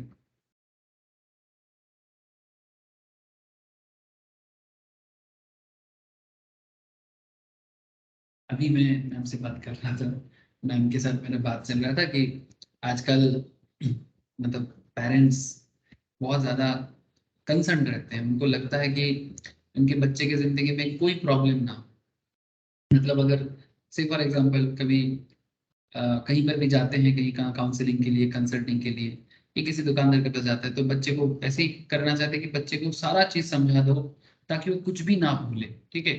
ठीक है, और बच्चे को भी बार बार बोलता है सब ठीक ठाक से पूछ लिया ना, सब ठीक ठाक से पूछ लिया ना, कोई दिक्कत होगा तो पूछ लेना सर से, तो पूछ लेना अंकल से, डॉक्टर से, जो भी हो। लेकिन प्रॉब्लम क्या है कि सारा चीज़ परफेक्ट करने के चक्कर में हम लोग ना एक चीज़ से दूर चले जाते हैं। बहुत ज़्यादा सेफ्टी सिक्योरिटी में क्या होता है ना, इंसान को गलती करने का जो एक गलती करके सीखने का जो एक कॉन्सेप्ट होता है ना, तो गलती हो जाता है सर, गलती कोई करता नहीं है। लेकिन प्रॉब्लम ये कि हम सारा जीवन परफेक्ट रहेंगे, तो परफेक्ट का प्रॉब्लम यही है कि जब प्रॉब्लम आएगा तब संभालना नहीं आएगा, ये प्रॉब्लम है, ठीक है। मैं कभी भी फेल नहीं हुआ, मैं कभी भी फेलिडिटी नहीं देखा, but problem is that fell या फेलिडिटी कोई देखता नहीं है। जब फेल या फेलिडिटी माँ पापा को पूछिएगा, ठीक है, ये फेलिडिटी क्या होता है लाइफ का, ठीक है। तो जब फेलिडिटी बोल के नहीं आता, तो इंसान को ना हर चीज परफेक्टली एकदम जान के जाना है या फिर कलेक्ट करना है, ऐसा नहीं होना चाहिए।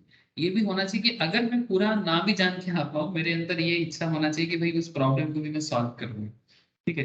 ये एक मेंटेलिटी का बात है। आई डोंट नो आप लोग समझ पाएंगे नहीं, थोड़ा फिलोसॉफिकल साउंड कर सकता है थोड़ा सा, कभी कभी मेरा भी दिमाग खराब हो जाता है। Super profits, normal profits, loss. Sir business short run में मैं आपको अभी दिखाया था, ठीक है, कि अगर आपका रेवेन्यू हाई है और कॉस्ट कम है, तो आप शॉर्ट रन में सुपर प्रॉफिट जोन में रहोगे। जैसे कि ये वाला जोन, इसमें आपका रेवेन्यू हाई है, कॉस्ट कम है। तो जब तक ऐसा है, अगर आपका एवरेज रेवेन्यू एवरेज कॉस्ट से कम ज्यादा है, तो आप प्रॉफिटेबल हो और सुपर प्रॉफिट जोन में रहोगे। और इस जोन को इस तरह से यहाँ पर शो किया गया सर ग्राफिकली, ठीक है। ये देखो प्राइस, ये रहा आपका इक्विलिब्रियम। तो जितना देर तक अगर आप कॉस्ट कर्व को देखो, ये दोनों है एसएससी मतलब एवरेज कॉस्ट, ये है मार्जिनल कॉस्ट, और ये जो टी लाइन है ये है रेवेन्यू लाइन। अब look at sir, in the maximum situation specially up to M, ठीक है, जब आपका आउटपुट एम तक है, आपका कॉस्ट लाइन देखो, दोनों cost average cost as well as marginal cost, दोनों cost line up to M तक काफी देर तक रेवेन्यू आपका ज्यादा है, आपका एवरेज रेवेन्यू ज्यादा है और कॉस्ट कम है। तो average revenue greater than average total cost. Average total मतलब मार्जिनल प्लस एवरेज को मिला के एवरेज टोटल हो गया, ठीक है। अब जितना देर तक आपका एवरेज टोटल कॉस्ट कम रहेगा और एवरेज रेवेन्यू ज्यादा रहेगा, आप सुपर प्रॉफिट करोगे, ठीक है। और इसी को दिखाने के लिए ये ग्राफ यूज किया। अब कोई बोलेगा सर तो फिर ये जो ऊपर चला गया, अरे सर ये बिजनेस का एक बेसिक सा ग्राफिकल कंडीशन है कि मैक्सिमम जो आपका मैक्सिमम प्रॉफिट यही जोन है ना सर। अब कभी ना कभी तो ऐसा होगा कि आपका ये जो निकल के चला जाएगा, जब जब जब मार्जिनल कॉस्ट नीचे से कट करके रेवेन्यू जो कट करके ऊपर जाएगा, तब आपका क्या होगा, तब आप धीरे धीरे नॉर्मल प्रॉफिट या लॉस की तरफ भागोगे। लेकिन जब तक आप इस जोन में ज्यादा देर तक हो, तब तक आप सुपर प्रॉफिट जोन में, बस यही कहना है। अब सेकंड सेकंड ग्राफ में ही आप समझ सकते हो, देखो बिजनेस एक फ्लो है, इसमें आज सुपर प्रॉफिट तो कल नॉर्मल प्रॉफिट, कल नॉर्मल प्रॉफिट तो परसों लॉस। बड़ा से बड़ा बिजनेस धक्का खा रहा है सर। सर इसका मतलब क्या जिंदगी धक्का का है? जिंदगी धक्का का नहीं है सर। जिंदगी में शॉकिंग सिचुएशंस आते हैं, बट शॉकिंग सिचुएशन से आप क्या डिसीजन लेते हो, ये दर्शाता है कि आपका कैरेक्टर कितना स्ट्रांग। कैरेक्टर अंदर अंदर मतलब कि मतलब आप मेंटली कितना स्ट्रांग हो, ठीक है। जैसे बिग बाजार का बात किया ना सर, बिग बाजार नहीं है, बंद हो गया। अब कोर्ट में केस चल रहा है कि अदानी लेगा कि अंबानी लेगा, ठीक है। तो अब बिग बाजार का जो एंटरप्रेन्योर है किशोर बियानी सर, ठीक है। अब किशोर बियानी को भारत का one of the best entrepreneur माना गया है, ठीक है, जिन्होंने भारत को मॉल दिखाया, ठीक है। लेकिन आज वही मुश्किल में है। लेकिन अब वो आगे भी दिखा देगा सर, मेरा पूरा भरोसा है कि वो इस प्रॉब्लम को भी ये करेगा। ऐसा बहुत एग्जाम्पल है, अब एग्जाम्पल का तो लाइन लग जाएगा, बट प्रॉब्लम समझो बेसिक लेवल से, कॉन्सेप्ट क्लियर कर। Sir business normal profit zone में कब रहता है? शॉर्ट रन में। जब तक आपका इक्विलिब्रियम जोन बरकरार है, मतलब जब तक आपका average revenue and average total cost equal level में है, तब तक आप नॉन प्रॉफिट जोन में। जैसे ही आपका एवरेज कॉस्ट, ध्यान से देखो सर, ये दोनों चीज में क्या हुआ, आपका average cost and marginal cost इस जोन में काफी देर तक रहा, इसका मतलब आप सर्वाइवल जोन में, मतलब इसको आप ना ब्रेक इवन पॉइंट भी बोल सकते हो। याद रखना, एग्जाम में सवाल करता है ब्रेक इवन पॉइंट क्या है in short run scale. Short run में ब्रेक इवन पॉइंट मतलब जब average revenue equals to average total cost होता है, उसे ब्रेक इवन पॉइंट या फिर no profit no loss zone भी कहा जाता है, and this it is called marginal firm. इसको मार्जिनल फार्म भी कहते हैं, मतलब बिजनेस कैसी भी तरह से सर्वाइवल मोड पे रहता है। And there is another part जहां पर बिजनेस का लॉस आना चालू हो जाता है। सर ये देखो, रेवेन्यू लाइन रहा नीचे और दोनों कॉस्ट लाइन बढ़ते बढ़ते बढ़ते बढ़ते ऊपर, इतना ज्यादा कॉस्ट, इतना ज्यादा कॉस्ट, मार्जिनल कॉस्ट भी हाई, एवरेज कॉस्ट भी हाई, दोनों कॉस्ट लाइन को देखो सर, दोनों कॉस्ट लाइन को देखो और रेवेन्यू लाइन को देखो सर, ठीक है। रेवेन्यू नीचे तो average revenue less than average cost. So अगर रेवेन्यू एवरेज कॉस्ट से नीचे है, इसका मतलब जो जोन बना है सर, ये जोन को लॉस जोन कहते हैं। ये जो PBAE जोन बना है ना सर, ये लॉस जोन है। ये इस एरिया में बिजनेस लॉस करता है, ठीक है। देखो इतना आउटपुट करके भी बिजनेस लॉस में जा रहा है, तो क्या क्या करना चाहिए, आउटपुट कम करो। अगर बहुत ज्यादा प्रॉब्लम होता है, बेटर है कि शट डाउन कर दो, क्योंकि लॉस लेके दिवालिया होके इंसॉल्वेंट होके जेल में जाने से तो अच्छा है कि शट डाउन करके कुछ दिन घर पे न्यू डिसीजन मेकिंग करके वापस आ। इसे कहते हैं बिजनेस डिसीजन मेकिंग। बोलो सर, समझ में आया? ये शॉर्ट रन, ये short run super profit normal profit loss situation है। बोलो सर बोलो। और शॉर्ट रन में शट डाउन पॉइंट भी समझ में भी आ गया। ये शॉर्ट रन में जब एवरेज कॉस्ट या मार्जिनल कॉस्ट एवरेज रेवेन्यू से कम हो, सॉरी ज्यादा हो, कॉस्ट ज्यादा हो रेवेन्यू कम हो, तो फर्म को प्रॉब्लम आ जाता है, लॉस आ जाता है, और ऐसी सिचुएशंस में बिजनेस को शट डाउन भी करना पड़ सकता है। हेलो, हेलो हेलो बोलो सर, क्लियर है?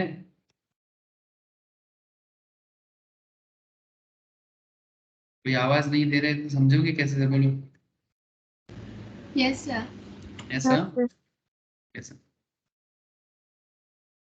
अब देखो नेक्स्ट पॉइंट क्या है, long run equilibrium of the firm. अब जैसे कि सिमिलरली शॉर्ट रन में देखा, कॉन्सेप्ट वही है, बट ये थोड़ा ज्यादा समय के लिए। और क्योंकि परफेक्ट कंपटीशन है, तो परफेक्ट कंपटीशन में लॉन्ग रन इक्विलिब्रियम जो होता है ना, वो नॉर्मल प्रॉफिट देता है। आपको पहले ही बोल दिया था कि लॉन्ग रन में अगर परफेक्ट कम्पिटिटिव बिजनेस टिक गया, तो आप समझ लो कि वो बिजनेस नॉर्मल प्रॉफिट करेगा, एबनॉर्मल प्रॉफिट नहीं कर सकता। सुपर प्रॉफिट का दूसरा नाम एबनॉर्मल प्रॉफिट भी है, ठीक है। सुपर प्रॉफिट का दूसरा नाम एबनॉर्मल प्रॉफिट है। तो सुपर प्रॉफिट या एबनॉर्मल प्रॉफिट लॉन्ग रन में as per economic theory possible नहीं है। हाँ, कोई अगर कहीं पर एक्सेप्शनली करके दिखाए वो अलग बात। इसमें क्या होता है, आपका average long run average, L का मतलब है एल का मतलब है long run average revenue equals to long run average cost. In the long run, the firm will be earning just normal profits, which are included in average cost due to free entry and exit of firms. To earn normal profit, LAR should be equal to LAC. So the average revenue should be equals to average cost, or say LAR equals to LAC.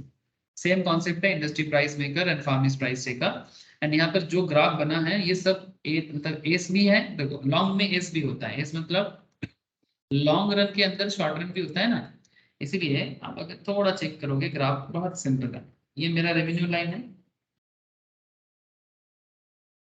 अब revenue line के साथ सारा graph देखो, दोनों side में मोटा मोटी बराबर है, चाहे वो शॉर्ट टर्म मार्जिनल कॉस्ट हो, चाहे वो शॉर्ट टर्म एवरेज कॉस्ट हो, चाहे वो लॉन्ग रन मार्जिनल कॉस्ट हो, चाहे वो लॉन्ग रन एवरेज कॉस्ट हो, मोटा मोटी सारा लाइन सेम एरिया में चल रहा है, मतलब मार्जिनल रेवेन्यू के बराबर चल रहा है।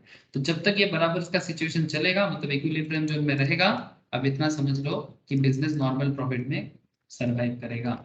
लेकिन अगर कभी ऐसा हुआ कि लॉन्ग रन में कॉस्ट ज्यादा हो गया, रेवेन्यू नीचे, तो बिजनेस में प्रॉफिट लॉस हो जाएगा।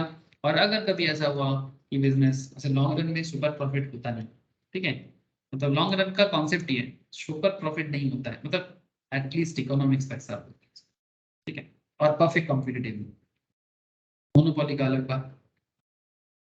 तो ये जो कुछ भी बताया गया ना सर, इसका कुछ एजम्पशंस लेके बनाया गया और ये सारा एजम्पशंस यहाँ पर लिखा हुआ है, ठीक है। ऐसा माना जाता है कि जब एक बिजनेस परफेक्ट कॉम्पिटिटिव मार्केट में लॉन्ग रन में टिकता है तो उसका इक्विलिब्रियम आता है LR इक्वल्स टू LAC और वो नॉर्मल प्रॉफिट गेन करेगा। पर इसमें जो कंडीशन होता है, output is produced at the minimum feasible cost और मिनिमम एवरेज कॉस्ट, मतलब कोशिश यही रहता है कि बिजनेस को कम से कम कॉस्ट में चला जाए। Consumers the minimum possible price, consumer भी कभी भी ज्यादा दाम नहीं देगा, सबसे कम जो पॉसिबल प्राइस है वही पे करेगा। प्लांट जो है, जो भी बिजनेस करता है वो अपना फुल यूटिलाइजेशन करेगा ताकि marginal cost average cost equal level में हो, कोई रिसोर्सेज वेस्टेज नहीं होगा। बट ये रियल में देखो सर, इकोनॉमिक्स तो अपने हिसाब से बोल देता है, बट रियल लाइफ में ऐसा करना, कॉपी बुक करना इतना आसान नहीं है। Farm earn only normal profit, that is average cost equals to average revenue. Farm maximize profit, that is MC equals to MR, but level of profit will be normal. In the long run marginal cost equals to long run marginal revenue equals to price equals to average revenue equals to average cost equals to marginal cost equals to average cost. मतलब you know that, मैं आपको already समझा चुका हूँ। जब long run में average cost fall करेगा, when LAC falls, LAC greater than LMC, मतलब जब लॉन्ग रन में एवरेज कॉस्ट फॉल करता है, एवरेज कॉस्ट फॉल करेगा लॉन्ग रन में, लेकिन वो लॉन्ग रन मार्जिनल कॉस्ट से ज्यादा रहेगा। और जब लॉन्ग रन एवरेज कॉस्ट बढ़ता है, ठीक है, तो long run marginal cost average cost से ज्यादा होता है। इसका डिटेल्स एग्जांपल मैंने थ्योरी ऑफ कॉस्ट में बता के रखा, मार्जिनल कॉस्ट और एवरेज कॉस्ट का रिलेशनशिप में, या फिर मैंने प्रोडक्शन में भी इसके बारे में बोल के रखा। हो सके तो जब आप लोग बैकअप क्लासेस करोगे या रिवाइज करोगे आपको याद आ जाएगा, ठीक है, कि कैसे ये एवरेज और मार्जिनल के रिलेशनशिप को, एवरेज और मार्जिनल के रिलेशनशिप को कॉस्ट में या प्रोडक्शन में कैसे डिसाइड किया गया। बाकी कंडीशन तो नॉर्मल आपको समझ में आ ही गया होगा। सर परफेक्ट कंपटीशन में एक लास्ट पॉइंट सुन के घर जाओ, इतना सारा चीज पढ़ लिए, अब एक छोटा सा लाइन है, मतलब छोटा सा पॉइंट है, इसको क्यों छोड़ो, ताकि मैं नेक्स्ट क्लास में आपको मोनोपोली और ऑलिगोपोली करा दूं, ठीक है। तो supply curve of the firm in competitive market, एक परफेक्ट कॉम्पिटिटिव बिजनेस में सप्लाई का क्या कॉन्सेप्ट चलता है, मतलब परफेक्टली कॉम्पिटिटिव कर्व किस लेवल तक अपना सप्लाई करता है फार्म के लिए, हाँ ये फार्म के लिए, इंडस्ट्री के लिए नहीं, फार्म, मतलब वो कहाँ तक सप्लाई करेगा और कहाँ तक आके वो सप्लाई बंद कर देगा, कहाँ पर आके वो अपना सप्लाई बंद कर देगा, ठीक है। इसका बड़ा सिंपल सा पॉइंट है सर, ग्राफ देख के फिर से आपको लग रहा होगा कि सर कैसा कैसा चीजें हैं। Believe me sir, if you understand the details concept for the last 1 hour or 1.5 hour, ये आपके लिए बिल्कुल प्रॉब्लमेटिक जगह नहीं है। लास्ट 1-1.5 घंटा आप लोगों ने जितना अच्छे से समय देके सुना इस चीज को, आपको ये सप्लाई का चुटकी में समझ में आएगा कि एक कॉम्पिटिटिव फार्म किस लेवल तक सप्लाई करना पसंद करता है। देखो इसमें 2 ग्राफिकल प्रेजेंटेशन है, एक प्रेजेंटेशन में मार्जिनल कॉस्ट, एवरेज कॉस्ट और रेवेन्यू कर्व। जैसे कि आप लोगों को पता है सर, परफेक्ट कॉम्पिटिटिव मार्केट में marginal revenue, average revenue, price and demand ये सब इक्वल लेवल में रहता है। तो यहाँ पर सर 3-4 प्राइस लेवल है।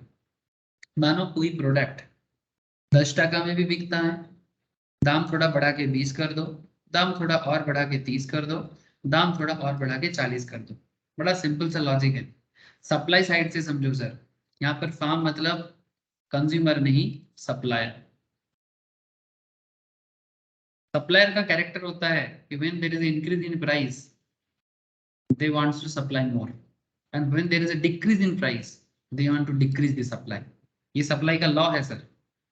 while other thing remaining constant, if a product price increases the quantity supplied increases, ठीक है, and when there is a and vice versa, and when there is a decrease in price the quantity supplied decreases, ठीक है। ये supply का simple law है, because इसका simple मतलब है, कोई कॉम्प्लेक्सिटीज नहीं है इसके अंदर, कि बिजनेसमैन ऑलवेज ज्यादा दाम में बेचना पसंद करता है। अब उनके पसंद पे मार्केट नहीं चलता वो अलग बात, लेकिन किंतु परंतु उनका पसंद जो है उस पसंद को कैरेक्टर में तो दिखाना पड़ेगा, है ना। वही कैरेक्टर यहाँ पर शो किया गया है कि 40 जब दाम है तो उसको P4 लाइन समझो, मतलब प्राइस 4, 30 को P3 समझो, P2 को 20 को समझो और P1 मतलब 10 को समझो। और हमारे यहाँ पर प्राइस 1 जो है वो बिजनेस का वेरिएबल एवरेज वेरिएबल कॉस्ट भी है, ठीक है। और P3 ठीक है मीडियम प्राइस है और P2 चल रहा है सर। अब इसमें एक छोटा सा पॉइंट है सर कि अगर एक बिजनेस अपना सप्लाई करना चाहता है जब दाम 10 टका है, obviously is not interested in 10 rupees, so 10 rupees में क्वांटिटी सप्लाइड कम रहेगा। when the price is 10 quantity supplied low रहेगा। तो यहाँ पर आप देख सकते हो यहाँ क्यों बोला गया, से फॉर एग्जांपल 1 यूनिट बेचना पसंद कर रहे हैं, लेकिन जब दाम थोड़ा सा बढ़ाओ 10 से 20 करो, Q1 आ गया, मतलब Q1 एक के जगह 3 यूनिट बेचने के लिए आ सकता है कोई। जब दाम को और बढ़ाते हो और भी लोग इंटरेस्टेड होते हैं सप्लाई करने में, ठीक है। जब दाम को और बढ़ाते हो सप्लायर और इंटरेस्टेड हो जाते हैं। हाँ सर, आप देख सकते हो, ये देखो ये सारा ग्राफ, ये जो सारा लाइन है ये इसी को दर्शाता है। ये Q1 Q2 Q3, ठीक है, ये इसी को बताना चाहता है कि तुम दाम बढ़ाओ मैं और सप्लाई दूंगा, तुम दाम बढ़ाओ मैं और सप्लाई दूंगा। और जिसमें जिसमें जैसे जैसे उसका दाम बढ़ रहा है वैसे वैसे सप्लाई भी देखो बढ़ रहा है। Supplier is ready to supply. But यहाँ पर खेल कहाँ पर है? खेल यहाँ है सर कि जो बिजनेस का एवरेज वेरिएबल कॉस्ट है वो है 10, ठीक है। 10 is the average variable cost, जिसको हम लोग P1 में भी डिनोट कर रहे हैं। और ये रहा एवरेज वेरिएबल कॉस्ट का लाइन। अब बिजनेस में जो एवरेज वेरिएबल कॉस्ट है, अब जिन्हें कॉस्ट का क्लास नहीं हुआ उनको शायद लग सकता है सर एवरेज वेरिएबल कॉस्ट क्या है। अब डिटेल्स में तो इतना अभी तो नहीं बोल पाऊंगा, बट इतना तो आप समझ ही रहे हो सर, कॉस्ट का लाइन है जो बिजनेस का डेली वेरिएबल कॉस्ट है। हमें वेरिएबल कॉस्ट के नीचे नहीं जाना है। तो वेरिएबल कॉस्ट 10 टका है as per hour current example.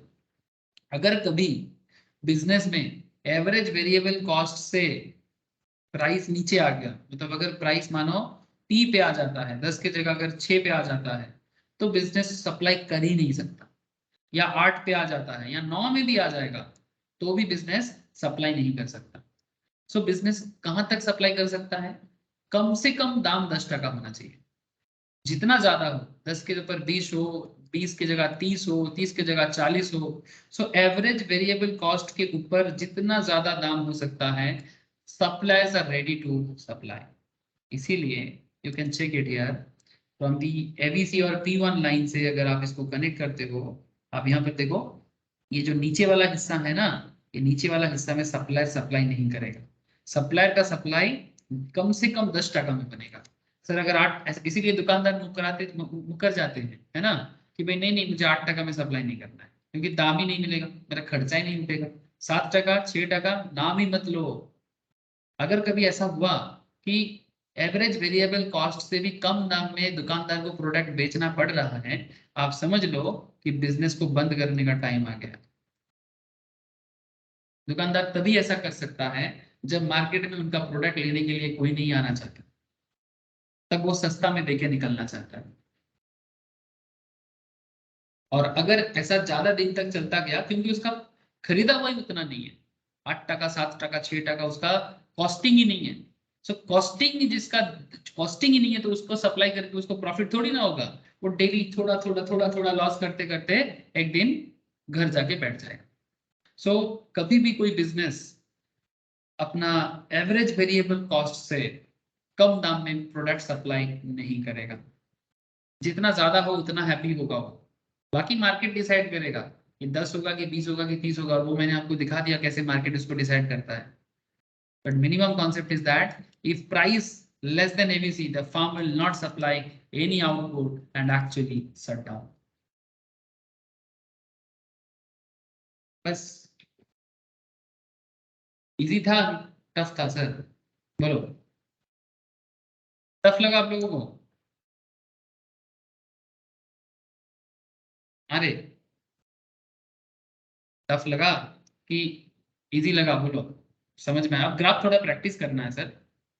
अगर आप समझ गए तो ग्राफ को ड्रॉ करके प्रैक्टिस करोगे और पढ़ने के टाइम पे पढ़ोगे तो समझ में आ जाएगा। यहाँ पर सप्लायर का शटडाउन पॉइंट एग्जाम में पूछता है कि व्हेन परफेक्ट कॉम्पिटिटिव बिजनेस में सप्लायर शटडाउन करता है, तो सिंपल जवाब होगा जब एवरेज वेरिएबल कॉस्ट से भी नीचे प्राइस हो जाए। If price is less than ABC, then that is a shutdown point. It is also price actually equals to ABC. Price अगर इक्वल्स टू एबीसी हो जाए तो शटडाउन पॉइंट में आ जाता है।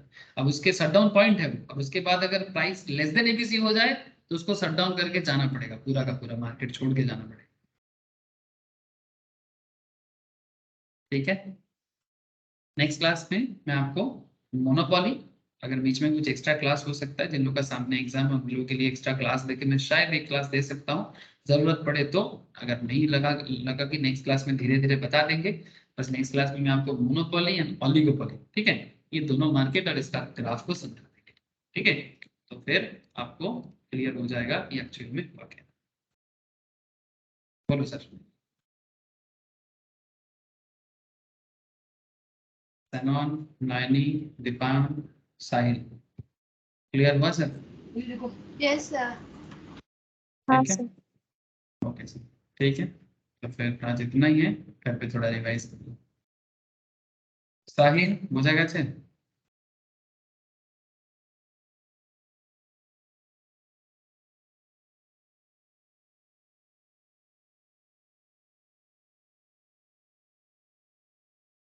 साहिल, ठीक है। दीपान বোঝা গেছে? दीपान आशीष, ठीक है, ओके सर, चलो टाटा बाय।